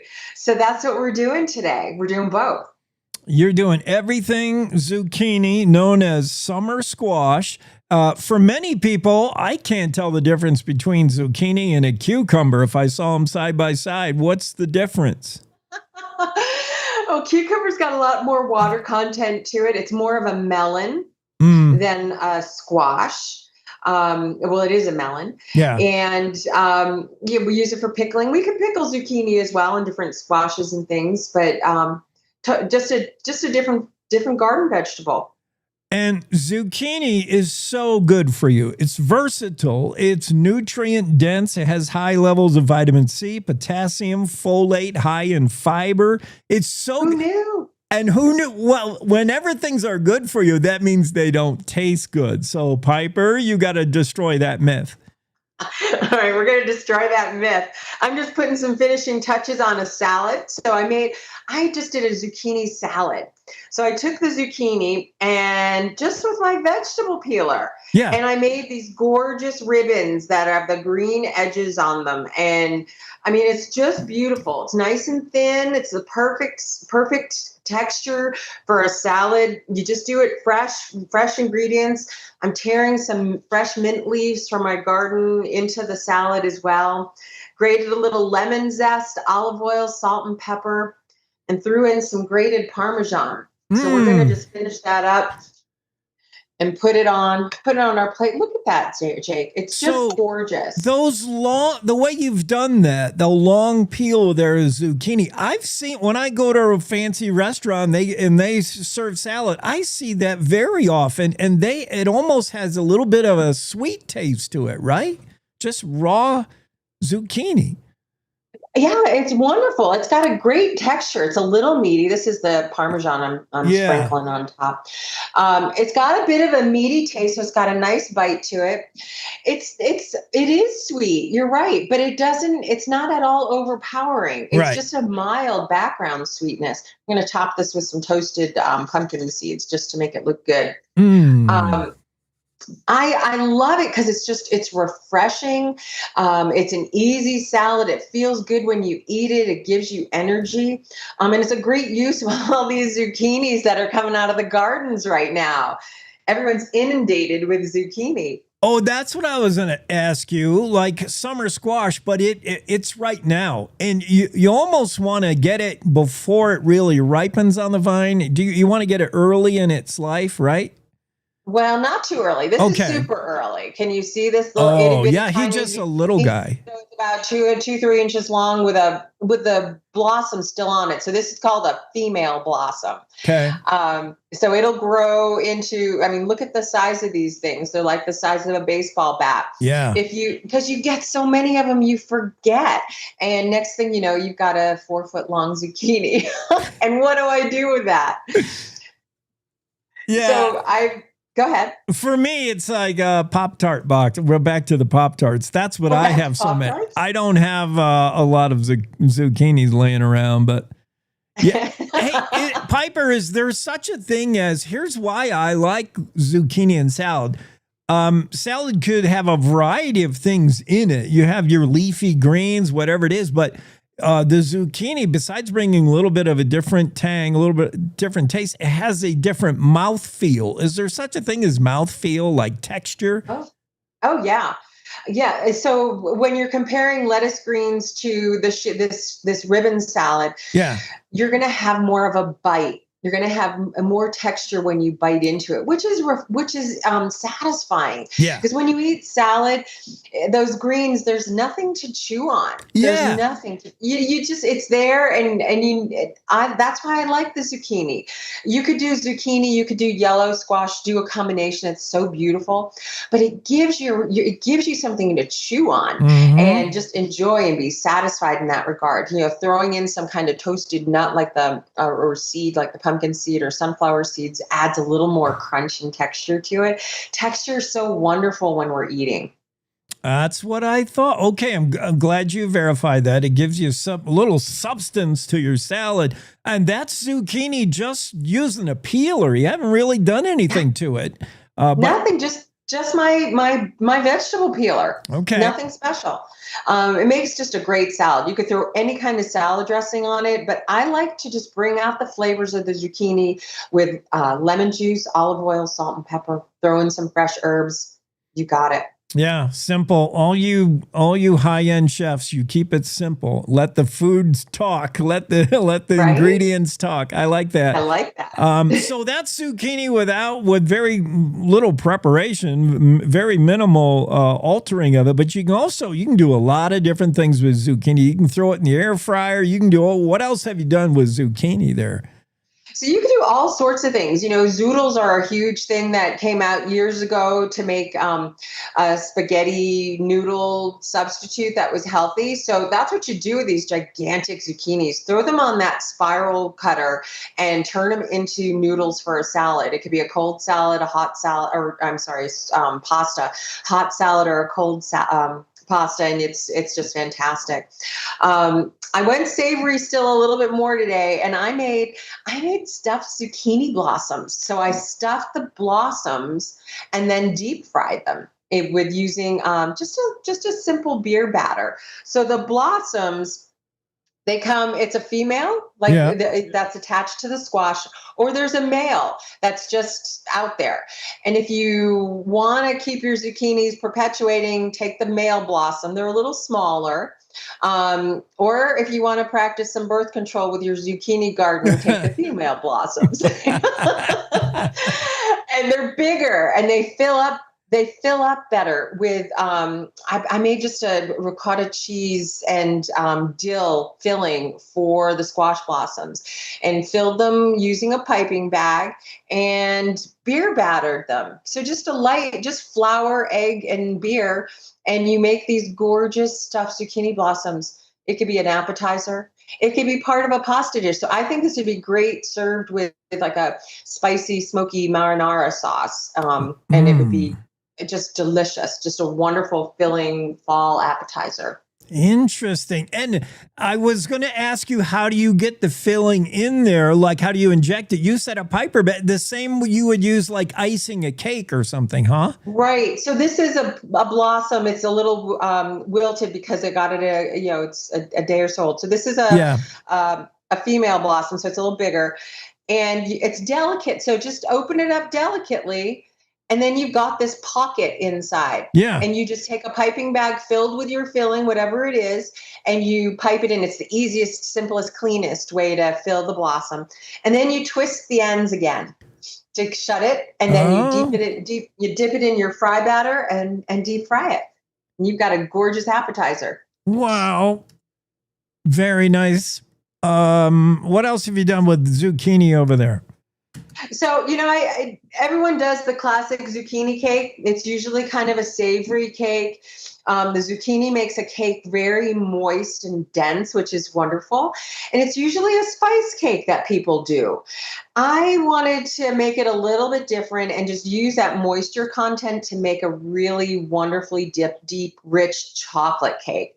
So I took a classic chocolate cake and added zucchini, just grated zucchini to the cake. Added some shaved chocolate chips into the cake. So it's a double chocolate cake with a chocolate ganache frosting on it. Just a traditional basic ganache. Now, me who loves chocolate cake, I'm like a chocolate cake expert, Piper. A lot of the times I don't know what you're doing over there, but if you're talking chocolate, that's my language. What would I notice about this? If you said, here's your chocolate cake, and I dug in and I tasted it, I would notice something different because of the zucchini. What would I notice? Well, you would notice that it's a wonderfully moist cake. It's not going to be dried out. That the zucchini, it sheds a lot of water, so it weeps. Yeah. And gives off a lot of water content. So when it's in a cake, it's going to add moisture to the cake.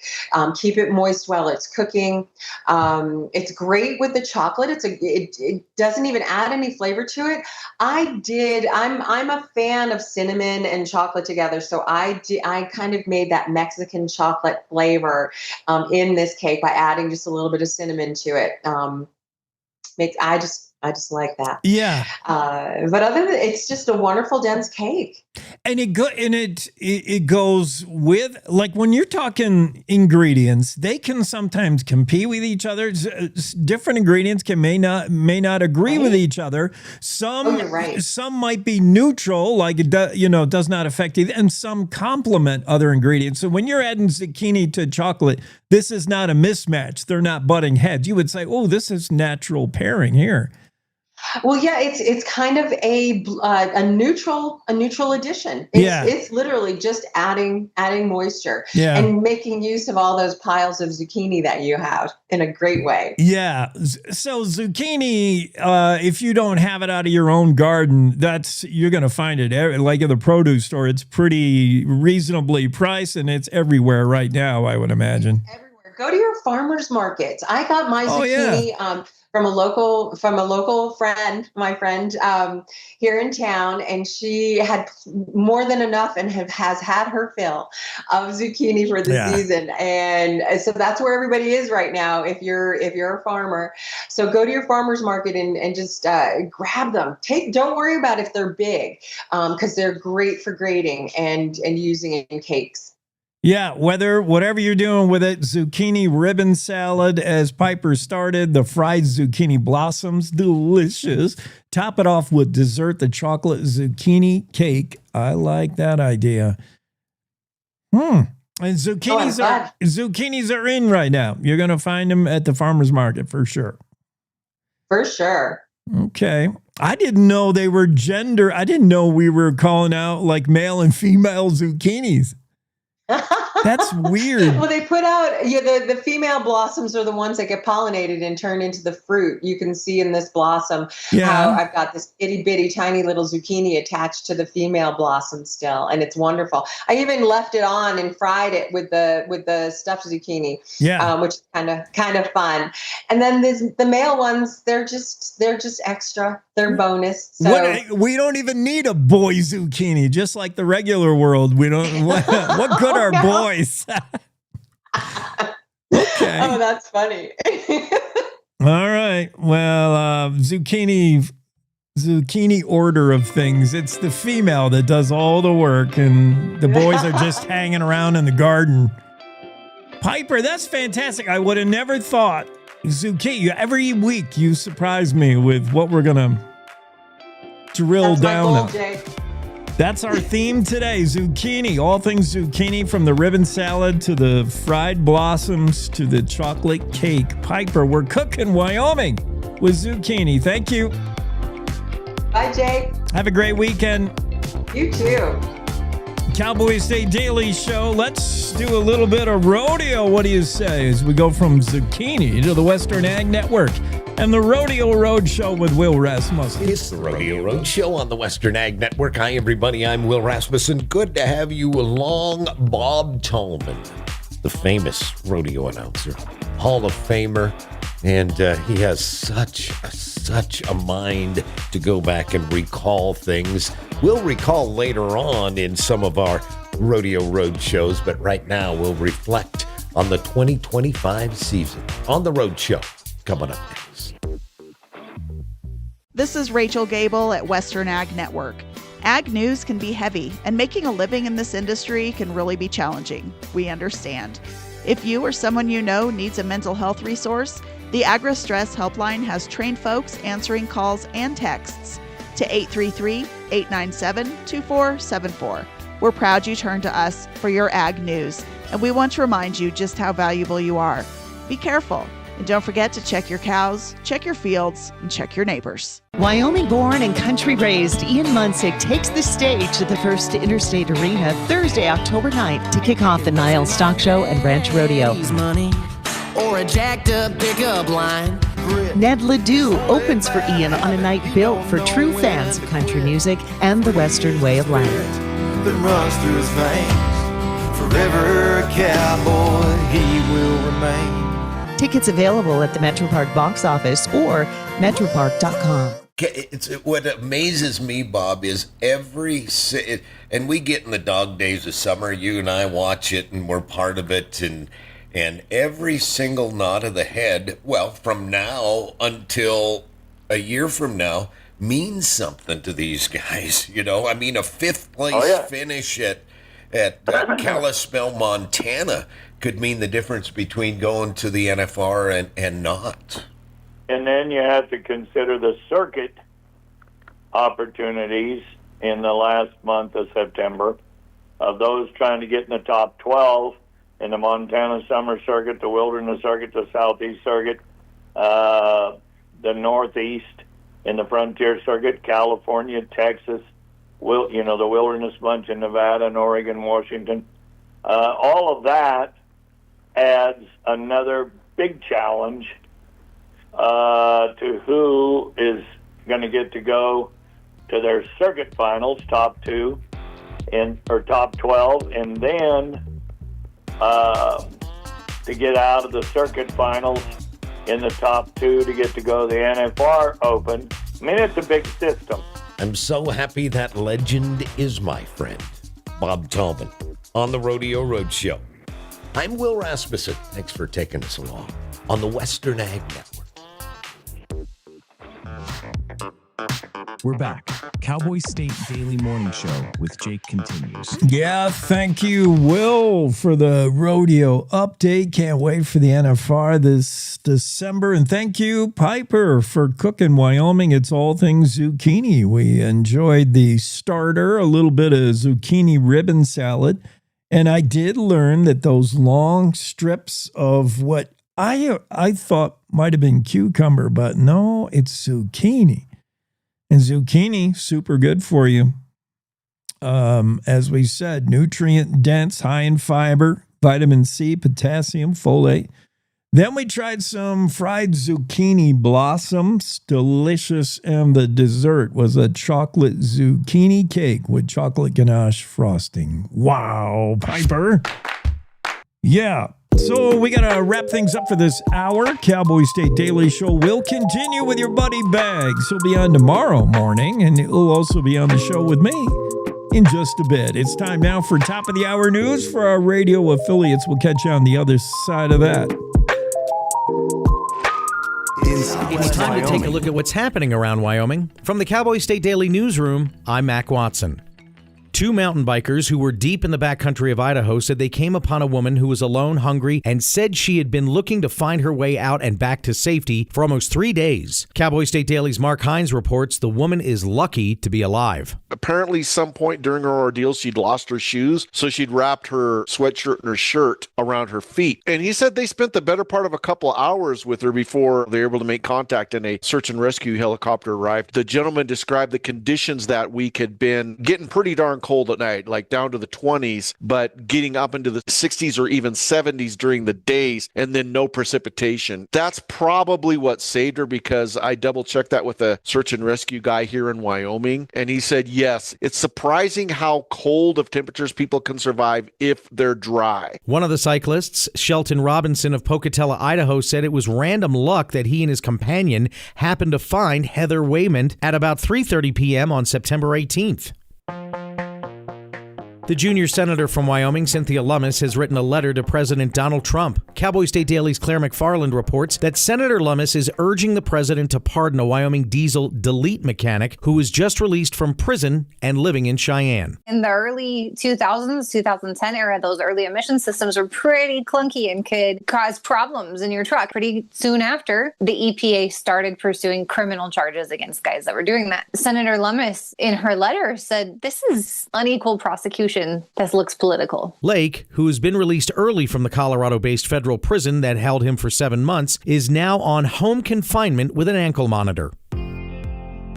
The BLM announced its intent to amend the Rock Springs RMP and opening a 30-day comment period on Wednesday. Cowboy State Daily's Mark Hines reports that after years of being drafted, then declared finished, then put back on hold, the Bureau of Land Management's controversial plan for managing millions of acres in central Wyoming is again open for public comment. It was seemingly settled last December, but then we had a change in presidential administrations and things kind of changed. They decided they were going to put it on hold, and now the latest is they're going to go ahead and the BLM has put it up for revision and public comment. There was a 30-day comment period began today. What folks are saying is that this leans more toward what a lot of people in Wyoming have said they want all along, less restrictive on things such as energy development or cattle grazing or motorized access. Wyoming State Senator Larry Hicks tells Cowboy State Daily that there's reason to hope it will get done right this time and the matter will finally be settled. However, some environmental groups criticize the move to revise the plan yet again, saying it should remain as is when the BLM finalized it in December of 2024. I'll be back with more news right after this. Here in Wyoming, we look out for each other. For 80 years, Blue Cross Blue Shield of Wyoming has done just that. Through changing times and big moments, we are still your biggest champion. We make sure our friends and neighbors have health insurance that fits their lives. Changes are happening, so when it comes time to enroll, we'll be here. With local solutions, local people, and local care. Blue Cross Blue Shield of Wyoming. Let's make a plan together. Learn more at wyomingblue.com. Wyoming weather is never boring. Friday temperatures will be scorching, but then a shift starts on Saturday. Cowboy State Daily's Andrew Rossi reports parts of Wyoming will see snow for the very first time this season. Cowboy State Daily meteorologist Don Day has already called for a longer, colder, snowier winter that's going to start sooner, and there's still the indications that we're going to start dipping into more of that winter weather as we get further into October. Laramie and Cheyenne could break their record highs for Friday with temperatures near or at 80 degrees, while Lusk is expecting to hit about 83. By Sunday, it could be 30 degrees cooler or more. And the State Board of Land Commissioners approved 2 50-year lease extensions for operating wind farms in Carbon County, but not before Secretary of State Chuck Gray and State Treasurer Kurt Meyer sparred over the merits of wind energy. Cowboy State Daily's Steve Bonell reports that each project has been operating under a 25-year lease before the board voted 3-2 on Thursday to extend both of them. I actually caught up with Governor Mark Gordon, who ended up being the tie-breaking vote. He told me even if they didn't decide to approve the lease extensions, the wind farms would still operate. They just wouldn't be on state land or under state control. Meyer, Governor Gordon, and State Auditor Christy Racines voted yes. Gray and Superintendent of Public Instruction Megan Dagenfelder were the dissenting votes. And that's today's news. Get your free digital subscription to Wyoming's only statewide newspaper by hitting that daily newsletter button at cowboystatedaily.com. I'm Mac Watson for Cowboy State Daily. If you're watching this, I didn't make it. Thanks to people like you and the American Heart Association, my family never had to see this video. I was a healthy 47-year-old, no symptoms. But then my doctor discovered I had a bad heart valve that was beyond repair. The scariest day of my life was when I was sitting on a gurney. Deep down, you know, this could be it. This little heart valve did something really big. It saved my life. I wouldn't be here today without it. The research for this heart valve was funded by the American Heart Association. Since my surgery, I had a son get married. I had a daughter graduate high school. I had another daughter give birth to a precious boy. I would have missed all that. To learn more about the American Heart Association, go to helpheart.org today.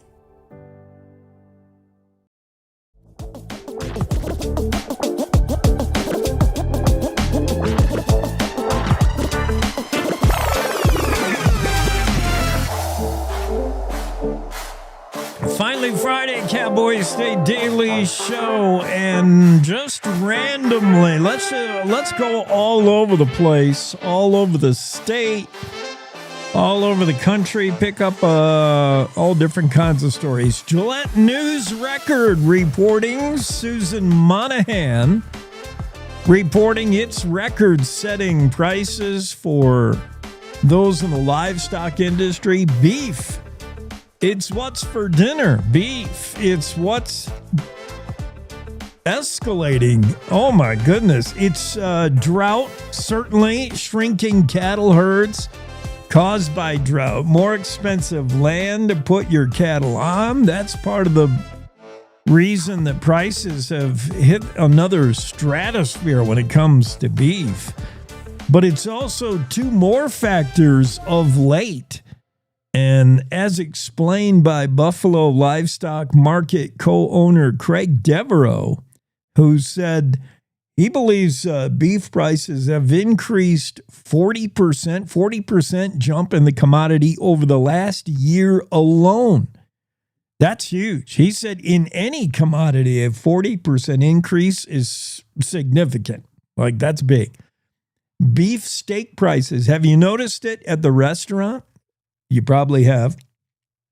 Your average steak over the last year is up 12%, and expect that to climb even higher. According to the Bureau of Labor Statistics, steak costs you 12% more now than it did a year ago. And if beef on the hoof is up 40%, steaks are going to keep on going up, I would imagine. Devereaux said two major factors of late are helping to make this rise in beef prices even more so. In addition to the drought, the cost of land going up, the American cattle industry has seen two things happen. One is the restrictions on outside supply. Mexican cattle restricted, and this is due to the fears of the New World screwworm infections that have hit Mexican herds.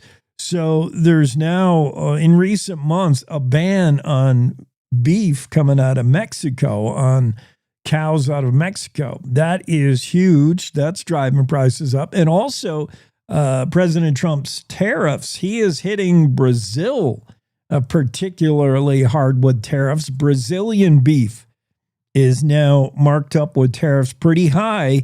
And both those two factors of late, in addition to what has already been there, has caused cattlemen to be pretty happy right now. If you got beef, I mean, it's fall, so a lot of cattle are being shipped to market. Ranchers hold some cattle back, some tough Mama Angus cows to produce for next year, but for the most part, everything's getting on a cattle truck and going to auction. And this year, prices are stratospheric, up 40% in the past year. That story from Susan Monahan, Gillette News Record, is where we get it. Let's go to Cody. CJ Baker reports on, a real bad guy. I'll just say it, man. This Cody, remember, some of this is alleged, some of this is not alleged. A Cody man is alleged to have strangled his girlfriend. It's not the first time. In fact, it's not even the second time. 3 strikes and you're out, dude. Justin Barrington. Once you choke out a woman, we've kind of established your behavior. I mean, for me, it's 1 strike and you're out. You put hands on a woman and you're a man, it's 1 strike and you're out. 2, we got to start chopping off genitals after 2. 3 instances of you choking girlfriends, 3 different women. I can't even fathom the punishment worthy of the crime. A man who's on probation for strangling a former girlfriend in Powell and is out on bond for that. He is, he's out on probation for strangling a former Powell girlfriend. He's also out on bond for allegedly stalking a different girlfriend in Cody. Now is brought up on charges he strangled yet another woman, this time in Billings, Montana. I don't know how guys like this even keep getting girlfriends. Ladies, I mean, you got to see red flags maybe. Justin Barrington, 33-year-old Cody resident, was arrested in Billings last weekend, Saturday, after he allegedly assaulted his newest girlfriend, the third, to receive his unique brand of love.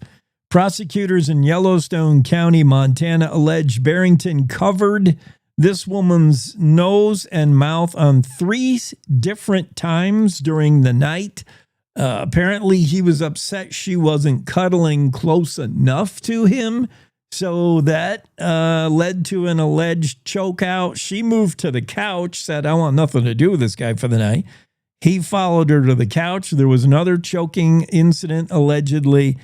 And then finally, she tried to call 911 on both an iPad and her phone. He took those from her, allegedly, and choked her and made threats, allegedly. This is after already Barrington is free on $50,000 cash bond since August, and that's for stalking his girlfriend number 2. And this is all on top of being actually convicted of choking his first girlfriend in this string back in 2021 in Powell. Yeah, a story coming out of Cody. C.J. Baker wrote that for the Cody Enterprise. Check that out on the interwebs. UW says enrollment's up for the second straight year, not by much, but by enough. When many colleges and universities across the country are seeing a decrease in enrollment, in some places drastic, UW is hanging in there with its student retention rate. UW's overall fall enrollment for 2025 as of the 15th day of classes stands at 10,819. That's up just 5 from the same time last year, but at least it's up 10,813 this time last year. So it's 2 straight years of increased enrollment. According to UW President Ed Seidel, he said, quote, "These are not big increases, but any increases are welcome and celebrated at a time when higher education enrollment nationwide has been struggling to rebound from the pandemic, and when the number of high school graduates is also declining." So it's good news for UW.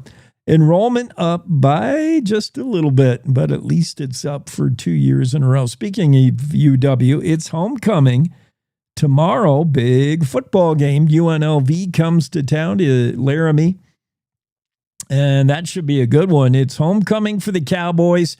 It's featuring a stripe out. Fans are encouraged to wear brown or gold based on your seat location, so plan ahead. All students are asked to wear gold, so the effect in the stand should be a striping, a stripe of brown, a stripe of gold, stripe of brown, stripe of gold. It's going to look pretty cool if everybody gets with the program. It's a stripe out tomorrow in Laradice for the big homecoming game against UNLV. Wear brown or gold accordingly if you're a student. Rock the gold. The contest going to kick off 5 o'clock tomorrow. It's going to air nationally on CBS Sports Network with Dave Ryan and Adam Brenneman on the call. So excited. Speaking of sports and football, the high school card, high school football across the state tonight, Friday night under the lights, beginning with 4A. A lot of ranked contests, some big games in the 4A. Sheridan defending that longest winning streak is it longest winning streak in state history? It's the longest current winning streak going on right now. Sheridan has not lost since before they put face masks on the front of helmets. I mean, the Sheridan Broncs have been dominating for so long. They kick off 6 o'clock tonight against 4th-ranked Cheyenne Central. And Sheridan was given a little bit of a scare last weekend, but they hung on to keep that winning streak alive. Kelly Walsh will visit 2nd-ranked Cheyenne East. That game kicks off at 6 as well. And 3rd-ranked Campbell County will no doubt enjoy some a competition against Cheyenne South, who, as long as the Bronx and Sheridan have been winning, Cheyenne South has been losing. Ooh, that program is tough times. 5th-ranked Natrona County visits Laramie, 6 o'clock kick, and Rock Springs at Thunder Basin, rounding out the 4A conference card. Meanwhile, in the 3A, Powell will take on Star Valley and Afton. That's top-ranked Star Valley. They're on a bit of a win streak themselves. Star Valley has not lost since September, September 8th of 2023. It's been over 2 years since Star Valley has lost. 5 o'clock kick in Afton, Powell Panthers at the Star Valley Braves. Number 2 ranked Cody travels to Evanston, 5 o'clock kick. Buffalo visits 3rd ranked Riverton. They'll kick it off at 6 tonight. 5th ranked Douglas against 4th ranked Lander Valley in Lander. That'll be a good contest. That should be a close game, I think. Douglas with a lot to prove this season, and Lander has been punching above their weight as well. Green River at Jackson. That's a Jackson Bronx homecoming. 6 o'clock kick tonight in Jackson. Rollins at Torrington. They'll kick at 6. In the 2A, Pinedale visits number 2 ranked Mountain View. 2 o'clock start for that one. 3rd ranked Thermopolis at 5th ranked Cokeville. 2 o'clock kick on that game as well. And top ranked Bighorn visits Moorcroft. 6 o'clock start. Elsewhere in the 2A, Lyman at Kemmerer, Upton, Sundance at Tongue River. Worland faces 4th-ranked Lovell. Glenrock visiting Newcastle, and Burns hosts Wheatland. That's going on in high school football around the state. Our buddy Bags will be on the show here in a moment. Let's go to him. Let's get ready for him anyway on the Cowboy State Daily Show this morning. Quick break. We'll be right back with Bags. Welcome to The Jake Show on Cowboy State Daily, Wyoming's daily dose of raw, unfiltered, and occasionally uncomfortable truth. I don't do talking points. I do reality. No spin, no fluff, just Jake. Local issues, national nonsense, and zero BS. It's truth, sarcasm, and grit, shaken, not stirred. I just call it like I see it, and I see a lot of Let's just say I see a lot. From the capital to the county fair, if it matters to Wyoming, Jake's got something to say, and he's not asking permission. The West was built by people who weren't afraid to speak up. I'm just keeping the tradition alive. The Jake Show, weekdays on CowboyStateDaily.com and wherever you get your dose of reality. Not for the easily rattled, perfect for everyone else. This is the Cowboy State Daily Radio Network. Nestled between Casper Mountain and the North Platte River, you'll find the heart of Wyoming. With a bustling downtown centered around our outdoor haven, Casper is for adventurers, freedom seekers, and rule breakers who find beauty off the beaten path. So if touchable history, a vibrant community, and uninterrupted outdoor recreation define your travel itinerary, allow us to welcome you to the one and only Casper, Wyoming. Plan your trip at visitcasper.com. All right, look at you taking the stairs. Who are you? We're your lungs. We are proud of you for quitting smoking, but you still may be at risk for lung cancer. A routine cancer scan can detect it early when it's more curable. Good to know. Well, I gotta go somewhere. So do we. So do we. Listen to your lungs. Get a routine screening that could save your life. Talk to your doctor and learn more at savedbythescan.org. I think I finally found. Hey, how you doing? Hey, Mason. Hey, Mason. Got a new house. It's looking pretty cool so far. A place that I call home. I'm teaching Louise how to cook some lasagna. It only takes a spark to make a fire start.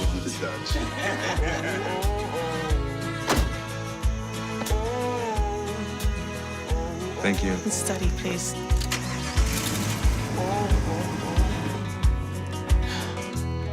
I I think I finally found a place to make my own.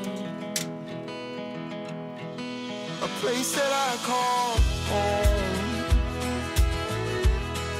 This place that I call home.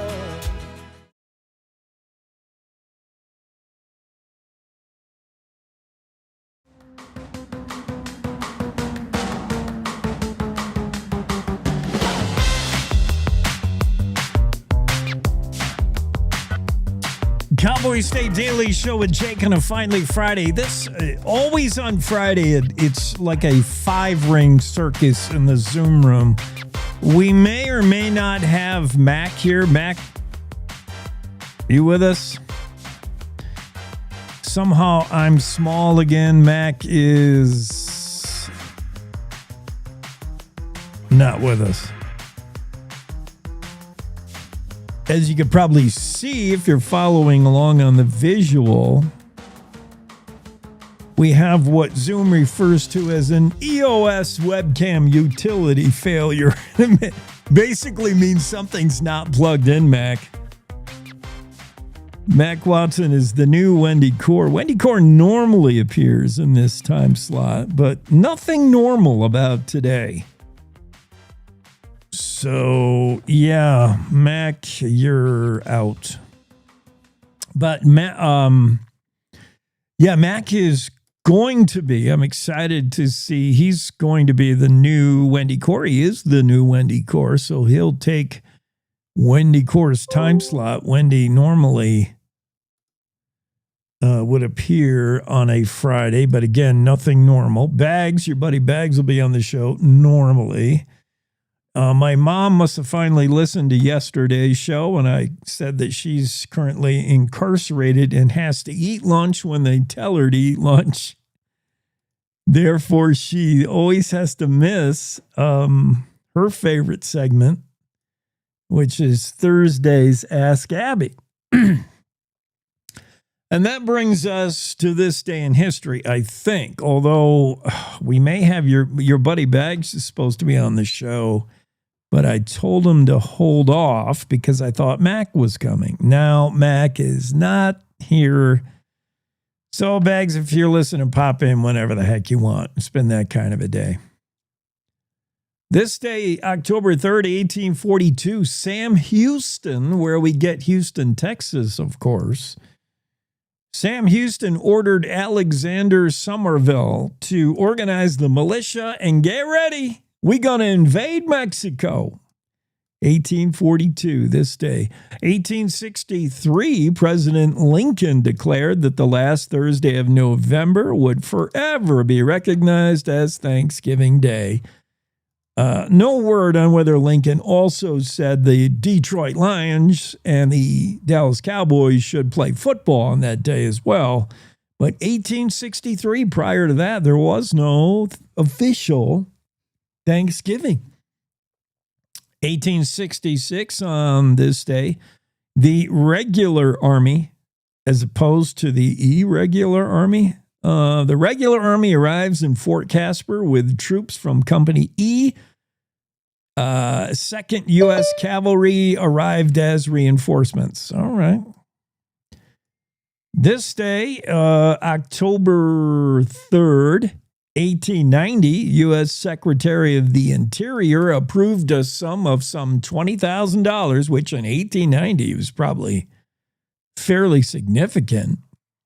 And that was for the survey of public lands in Wyoming, 1890.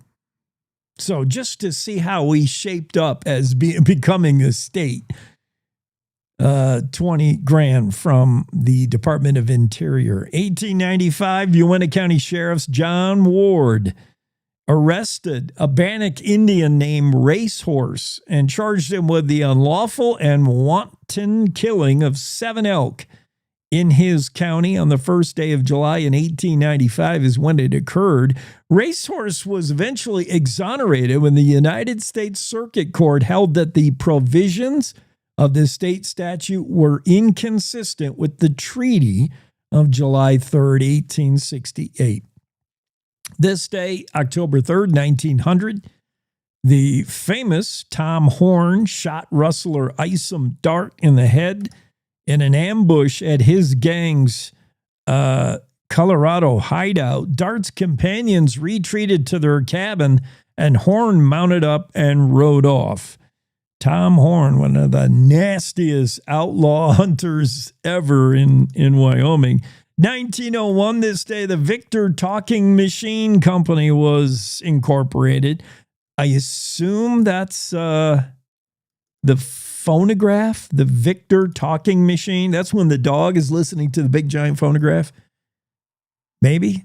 1941, Wyoming Labor Journal advertised for skilled defense workers to work in the Pacific Islands. This day, 1941. It wouldn't be long after the Pacific Islands would be embroiled in, World War II, right?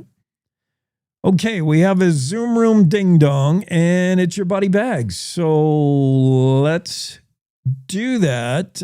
Bags will get to you, but we got to take a quick break. Nestled between Casper Mountain. No, we don't. Never mind. We're not going to take that break. We're going to go right to our buddy Bags. Then we'll take a break. You're more important than any commercial break, John.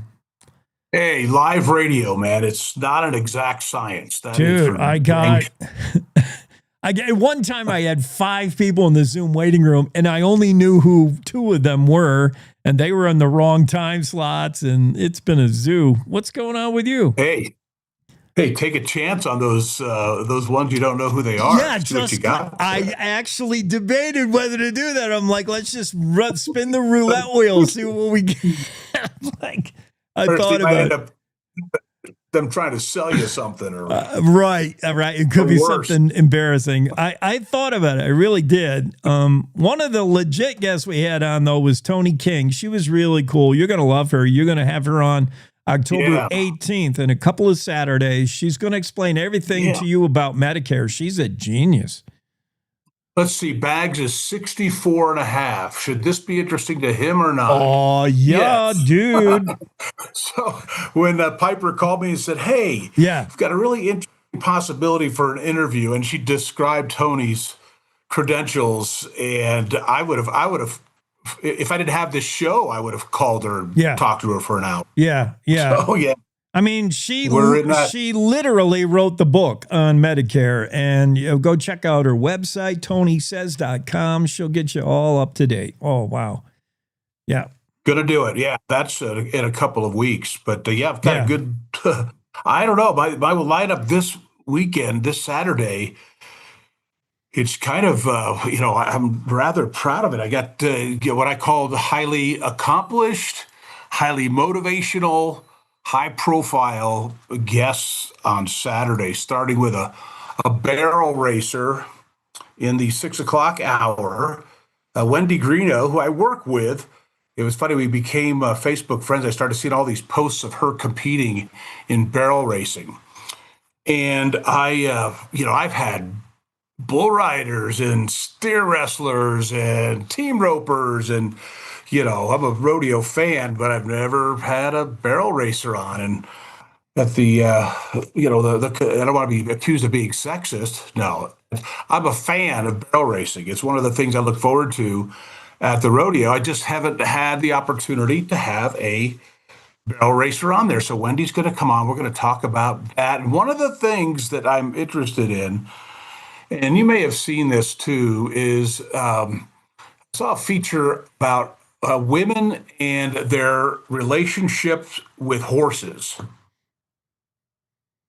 Empowering, confidence building, all these things. I read this, and we have a goddaughter who's 9, and we paid for riding lessons for her.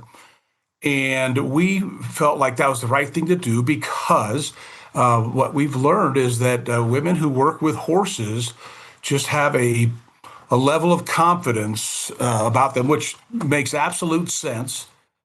So I thought, man, I'm going to ask Wendy about that, because she has multiple horses and she competes as a barrel racer in rodeo. So that's the 6 o'clock hour. Yeah, I mean, it stands to reason any young lady who grows up with horses, if you need a strong father figure, you need a lot of things in life to prepare you for being a single lady, and you're going to encounter men one day.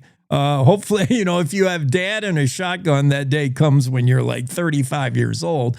But yes, what confidence a young lady gets from being able to commandeer 1,000-pound animal with the touch of a finger, with a rein, like. Oh, yeah. It's huge confidence builder. That relationship with a horse is so good for men and women. You should see the pride on our goddaughter's face. Yeah. As she got riding by herself, really, this summer for the very first time after those lessons. And the confidence we saw it for ourselves. And that's kind of what motivated me to reach out to Wendy Greeno. So she'll be on the show in the 6 a.m. hour. She lives in the Buffalo area. Yeah. And then 7 o'clock, this ought to be interesting, dude. Dr. Anthony Randall, he's a veteran, U.S. Army Airborne Ranger, Special Forces. He retired as a lieutenant colonel. He's a former Army chaplain. He described himself as a veteranpreneur. He's a business owner himself now, an author, plenty of credentials, but we're going to be talking about, he did an article in his imagination, he came up with a scenario where Martin Luther King and Charlie Kirk having a sit-down conversation in heaven, if you will, and talking to each other. Yeah, and this from a guy who's Dr. Anthony Randall is the retired lieutenant colonel. He's a no-nonsense guy, so this is not silly stuff. And I read that, and it was moving, especially in wake of all that has happened and occurred since Charlie Kirk's murder. I just thought super positive. He described it as restoring civility in the public square. And it was so interesting to me. I invited Dr. Anthony Randall on the show in the 7 o'clock hour tomorrow. So then it's 8 o'clock. Cheryl Preheim. Now, this is kind of interesting because she at one time was my intern at KOA Radio in Denver. She's a mom but she's also an Emmy and Murrow award-winning TV journalist, news anchor. She was with Channel 9 News in Denver, KUSA, for 18 years, and now she's with Atlanta, Channel 11, as their 4 p.m. Just left their morning show after decades and is doing their 4 o'clock afternoon newscast as their anchor. She's been an Olympics correspondent. She's a public speaker. She's my friend. And I bugged her and drug her out on Saturday morning. She'll be on at 8 o'clock. That's Cheryl Preheim, an old friend from my Denver radio days. And speaking of, Jerry Schemmel, I teased it last week. If you recall, Jerry Schemmel, he's the Jack and Jerry switch off as color and play-by-play for the Colorado Rockies. He was, for 18 years, he was the Nuggets radio play-by-play guy. He's a motivational speaker. He's an endurance cyclist. He's done a race across America. It was a documentary on television about it. But he's also a survivor of a plane crash.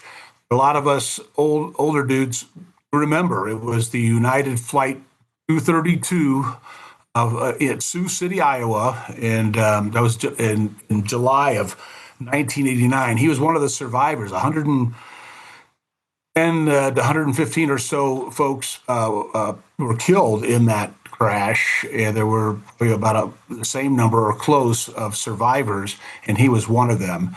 And he has talked about his experience with that and how it kind of changed his life and set him in a new direction. And he's somewhat famous, his role in it, as one of the passengers who went back in the plane to rescue folks. And so we'll talk a little bit about that too with Jerry, but that's him. He's in the 9 o'clock hour. Again, another friend from my radio past that I've stayed in touch with. Of course, can't help it. I still listen. A lot of times when the Rockies are on, I'll turn off the TV announcers and turn on the radio guys. And do it that way. Same with football. Jerry Schemmel, yeah, that was the deadliest crash in that airline's history, United's history, by the way. In many ways, am I the only one who sees like all those things tying together in Jerry's life? He's an extreme endurance cyclist. He survived a plane crash and motivational speaker, and he calls Rockies games. All those things require the same skill set. This was a season that was like a plane crash. This was a scene where you had to be a motivational speaker to keep people interested in the Colorado Rockies. And it might have felt like it was never going to end, like a cycling race. Like this thing, I can't wait till the end of September. Well, we had Jack Corrigan on earlier in the season when there was still some hope of turning things around, and he talked about that. He said, well, how do you keep folks interested when a team is playing this poorly? Well, part of it is having the back and forth that you and I have done about what they need to do to improve, and keeping an eye on the Rockies farm system, which in the past anyway was considered one of the better ones in Major League Baseball, producing good quality players who end up a few years with their original contract with the Rockies, and then end up being traded away. So yeah, it's like that with Pittsburgh too. So, yeah, some of these markets that just can't pay guys after that rookie contract is so hard for them. The smaller markets. No. Well, and then go ahead, buddy. I was just going to change the subject. I'm going to try to tune in for the Anthony Randall, the theoretical King and Kirk discussion. That would be so cool. Two people that were cut down tragically too early in their life for speaking truth, man. Like that would be interesting. Both of whom loved the Lord and had that as a priority and as a base for their positions. And they're different the way that Anthony describes it. But what's really cool is you could see how he made it this communication loving and courteous and fair, and leaving room for the other person's differing opinion, which I think is the biggest problem that we have. We all have our opinions, and are we, and I include myself, allowing in the perspective of somebody from a different political post than ours? So that's what I liked about it. It's not like all lovey-dovey, but it certainly is respectful, and you can see in these words Dr. Anthony Randall's respect for Reverend Martin Luther King and Charlie Kirk. So it should be interesting. I think people like it. That's what I like about Saturday morning. I can kind of stretch the topic envelope a little bit and just get into detail. Well, the detail you can get into with your barrel racer, Wendy Greenough, is to have her take her boots off during the interview, and let's see if her socks match, because that is an old barrel racer. Is that right? They I'm never writing that down. I didn't know that. Write that down. They never barrel racers for luck will wear mismatched socks. Never wear the same matching socks. Any barrel racer will tell you that. You want to talk about rodeo events where you have to be fearless. Forget riding a bull. Barrel racers are fearless, and they do it with bling. That's exactly right. I wouldn't do that. The more I know about it, the more I've learned about it, the more I respect it. Yeah. And one of the coolest things at the rodeo this year, in the last few years, is they have like youth girls doing barrel racing. And I'm talking about a 8-year-old girl who maybe weighs 60 pounds on top of a 1,000-pound horse. And she's doing it, man. She's barrel racing and she's cruising. And it's, this tiny little thing on this big animal, and she's in control. The little girl is in control of that horse. And that fascinates me. And Wendy and I are going to talk about that. Cool. And what that does in the mindset for those young ladies. Mm-hmm. I love it. This sounds like a great show, Bags. Hey, it just kind of came together that way. It's better to be lucky than good sometimes. And people just said, yeah, sure, all at the same time. So, all right. I have nothing the week later. No, that's not true. I'll find somebody. It's all You've spent it all on tomorrow's show, but yeah. Hey, it's when they're available. Yeah, I hear you. Did you get Mac on? Mac is the new guy. He fell off. He has technical problems. The Zoom room said he wasn't plugged in or something. I don't know. What the heck? Well, I heard his first newscast, and the guy's got chops, man. He's going to be good. Yeah, he knows what he's doing. Oh, yeah. He knows what he's doing. Yep. Mac Watson is the new Wendy Core, and he'll be on Fridays right before you once he figures that out. He needs to hire a 20-something-year-old kid to figure out the IT of his Zoom, but yeah. Don't we all? Yeah. Don't we all? Mm-hmm. Telling you. All right, buddy. Well, I am looking forward to tomorrow morning and enjoying your show today, too. Thanks, man. Yeah. Have a great show tomorrow. That's your buddy Bags, John Baggett. He does this show on Saturdays in a little bit different style to it, but same hours. He'll be on first thing 6 a.m. Mountain Time. Cowboy State Daily Show with your buddy Bags tomorrow. This one, the Finally Friday edition, continues right after this break. Wyoming is the cowboy state. From corner to corner, there are so many stories to be told, and more cowboys and cowgirls are turning to the Cowboy State Daily News team to keep them in touch with what's happening both locally and in other parts of Wyoming.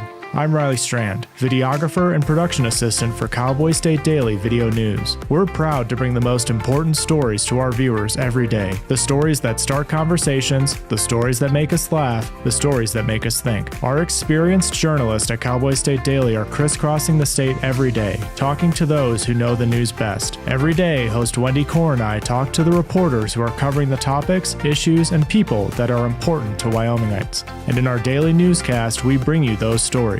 Tune into the Cowboy State Daily video newscast every morning, only on cowboystatedaily.com. You're listening to the Cowboy State Daily Radio Network. Wyoming is a place of unlimited potential, a place that inspires us to dream. Since 2014, Wyo Lotto has given back over $180 million to our great state through transfers, winnings, commissions, and more. Dollars that have gone directly into your cities, towns, and counties. Dollars that have changed lives and set dreams in motion. Thank you, Wyoming, for a legendary 10 years. We can't wait to dream up what's next.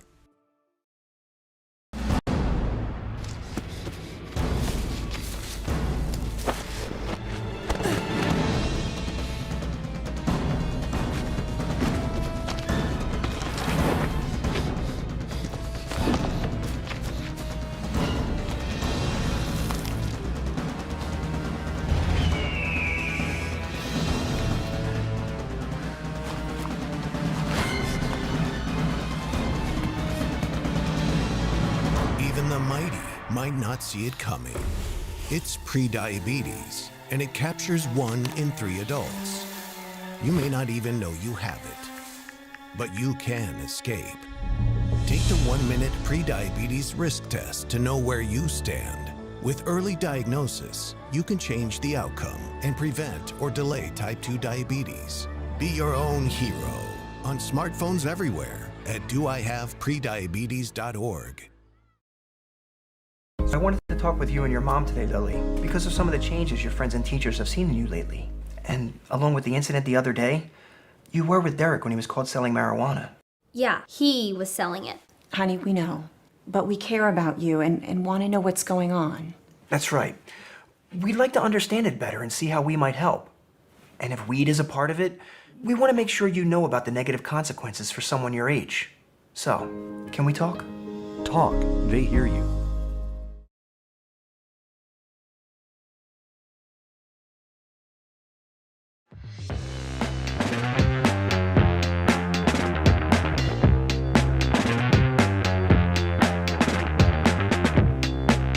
Making a run for the home stretch, Cowboy State Daily Show with Jake on a Finally Friday.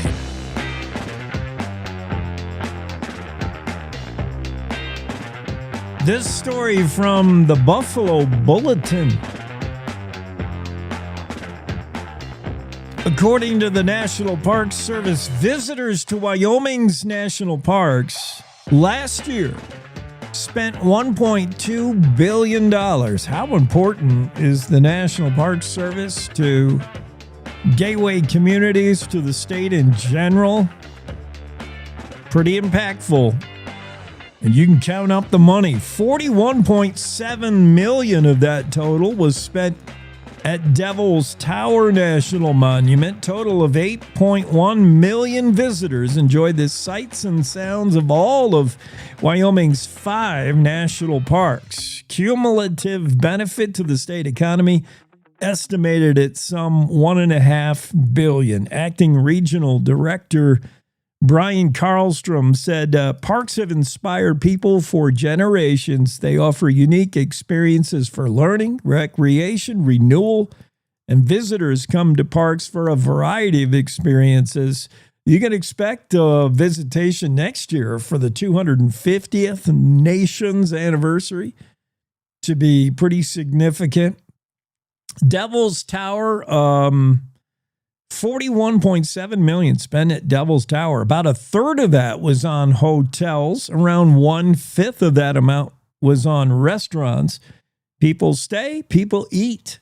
Funny how people need to do those things when they're traveling to national parks. Visitors also spent a sizable chunk of money on gas and other things like retail, transportation, groceries, camping, and, of course, souvenirs. The most visitor spending, care to guess, of all the national parks where people spent the most. There's also Fort Laramie National Park, Fossil Butte National Monument, which I guess qualifies as a national park, and Yellowstone and Grand Teton. Care to guess who was number 1 in money visitor spending? You might be surprised it was not Yellowstone.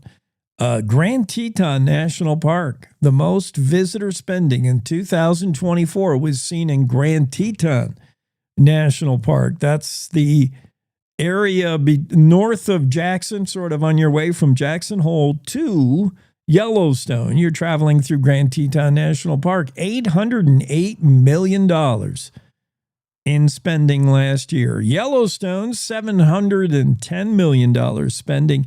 Visitors also spent $1.3 million at Fossil Butte, $1.4 million at Fort Laramie. 2024 spending totals are in, and the National Park Service said, we sure did get out to the parks. $1.2 billion spent in 2024. NBC News reporting that Apple has agreed to remove an app available for download called ICE Block. ICE being the immigration app, Immigration Customs Enforcement Agents. What the app did, it received harsh criticism from the Trump administration, and they no doubt pressured Apple, maybe similar to getting Jimmy Kimmel to bow down. The Trump administration put pressure on Apple to get rid of that app that allowed users to share information about sightings of ICE and where there might have been ICE operations. It was a special app that Apple was allowing to be sold and downloaded online, where you could just sort of get ahead of ICE and find out where they were working. Trump did not like this app. In his administration, ICE did not like this app. Apple finally said yesterday it is removing the app from its platforms, and you will no longer be able to download it or use it. People magazine is reporting that Lionel Richie has come out with a tell-all biography. And by telling all, his new memoir is called Truly. That's because of his song, right? Didn't he have, what was Lionel Richie's biggest songs? Lionel Richie, there's nobody under the age of 30 that even knows who he is. Lionel Richie, his big song, Stuck on You, All Night Long. You know that one. All night long. All night. Hello. Yeah, that was a big one. Didn't he have something called Truly, which is why his book is called Truly? He participated in that We Are the World, 1985. Lady, 1998. Yeah, I remember Lady. Easy. When he was with the Commodores, they did Easy. That was a great song. Dancing on the Ceiling. Lionel Richie's tell-all memoir is not so eye-opening for anything it disclosed about Lionel himself, but about his buddy Michael Jackson. You may have heard of him. Apparently in Truly, Richie's new candid memoir that's out now, the Grammy Award winner shared a never-before-told story of his eccentric friend and part-time, sometimes collaborator Michael Jackson. Lionel Richie says his pal Michael Jackson was nicknamed Smelly for his poor hygiene. Lionel Richie says that he would wear pants, the same pants, every day until they became unwearable. Oh, man. It somehow sounds so believable, though, because everything you learn about Michael Jackson just gets weirder and weirder. His whole Neverland with the kids, that was weird. His when he put himself in that hyperbaric chamber, like he was going to live forever. Remember, he was doing the hyperbaric chamber. That was weird. And then now the idea that the pants, and all I can picture Michael Jackson wearing is those like plastic pants, the shiny pants that are made out of like vinyl. What are they made out of? And I can imagine those pants didn't breathe very well. Oh, God. And he would wear them for days on end until they just basically disintegrated on his body, according to Lionel Richie. Michael Jackson is not here to answer to that. But yeah, just one more facet of the fascinating Michael Jackson that I guess is not a surprise that he was nicknamed Smelly, at least by Lionel Richie. Imagine the two there is a photograph of them together here. Yeah, in a studio together, working on a song, and Lionel going, dude, what is it that smells in here? Is that the engineer? No, it's Michael Jackson. He hasn't changed his pants in a month. Oh, man. On that note, we got to check in with Game and Fish, Wyoming Game and Fish Department, Ray Hageman, with this update.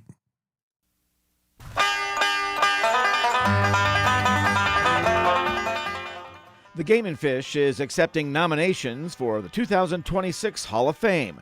Details coming up next on the Wyoming Outdoorsman. I'm Ray Hageman. The Wyoming Game and Fish Department is accepting nominations for the 2026 Wyoming Outdoor Hall of Fame. This honor recognizes individuals who have made significant, lasting, lifetime contributions to the conservation of the state's outdoor heritage. Nominations will be accepted until March 2026. Game and Fish Director Angie Bruce says being inducted into the Wyoming Outdoor Hall of Fame is the highest recognition for a lifetime of outstanding contributions to conservation. She says we're excited to see the nominations for our 2026 inductees and encourage everyone to help us find and honor those individuals who have dedicated their lives to preserving Wyoming's outdoor heritage. Nominees must have influenced conservation in Wyoming through a sustained and outstanding contribution during the course of their employment or through volunteer efforts. The Wyoming Outdoor Hall of Fame also recognizes a Youth Conservationist of the Year, a category implemented in 2023 to honor a Wyoming resident 18 years or younger who has shown leadership and achievement in conservation. The nomination committee will review submissions to make selections in March. The committee will consider whether the nominee's contribution was of statewide, interstate, or national significance, and whether it affected a wide range of natural resources and their use. To submit a nomination for the Hall of Fame inductee or for the Youth Conservationist of the Year, send a completed application you can get on the Game & Fish website and a summary of accomplishments to the department. Submissions can be sent via email to amanda.fry@wyo.gov. The Game & Fish continues to seek information on a pronghorn buck illegally shot and left to waste near Rock River. The crime occurred on private land along the Fetterman Road. The pronghorn was killed before 7:30 a.m. the morning of August 29th. An individual driving a dark gray Chevy truck was seen in the area and is suspected of being involved. North Laramie Game Warden Elise Calhoun says we're seeking the public's assistance with this investigation. Anyone with possible information or who was in the area and may have noted something suspicious is encouraged to call Elise Calhoun, the North Laramie Game Warden, at 307-745-4402. Callers are reminded to take note of license plates and any specific details of vehicles, people involved, and locations. The Wyoming Outdoorsman is a program produced by the Wyoming Game and Fish Department. Thanks for listening. I'm Ray Hageman. This is the Cowboy State Daily Morning Show with Jake. Yeah, thanks, Ray. Game and Fish, and that's going to lead us right up here to the finish line on a finally Friday. Don't forget this weekend, if you're out and about, especially if you're hunting or camping or hiking in the backcountry, going to be pretty significant 180 in the weather changes. Near record high temps today across the state, 70s and 80s, but that's going to turn 40s and 50s by Sunday. So watch this weekend. Cold, rain, and snow on the way for the Cowboy State this weekend. Don Day did that and then left the state. He's down there in Albuquerque after forecasting a cold weekend.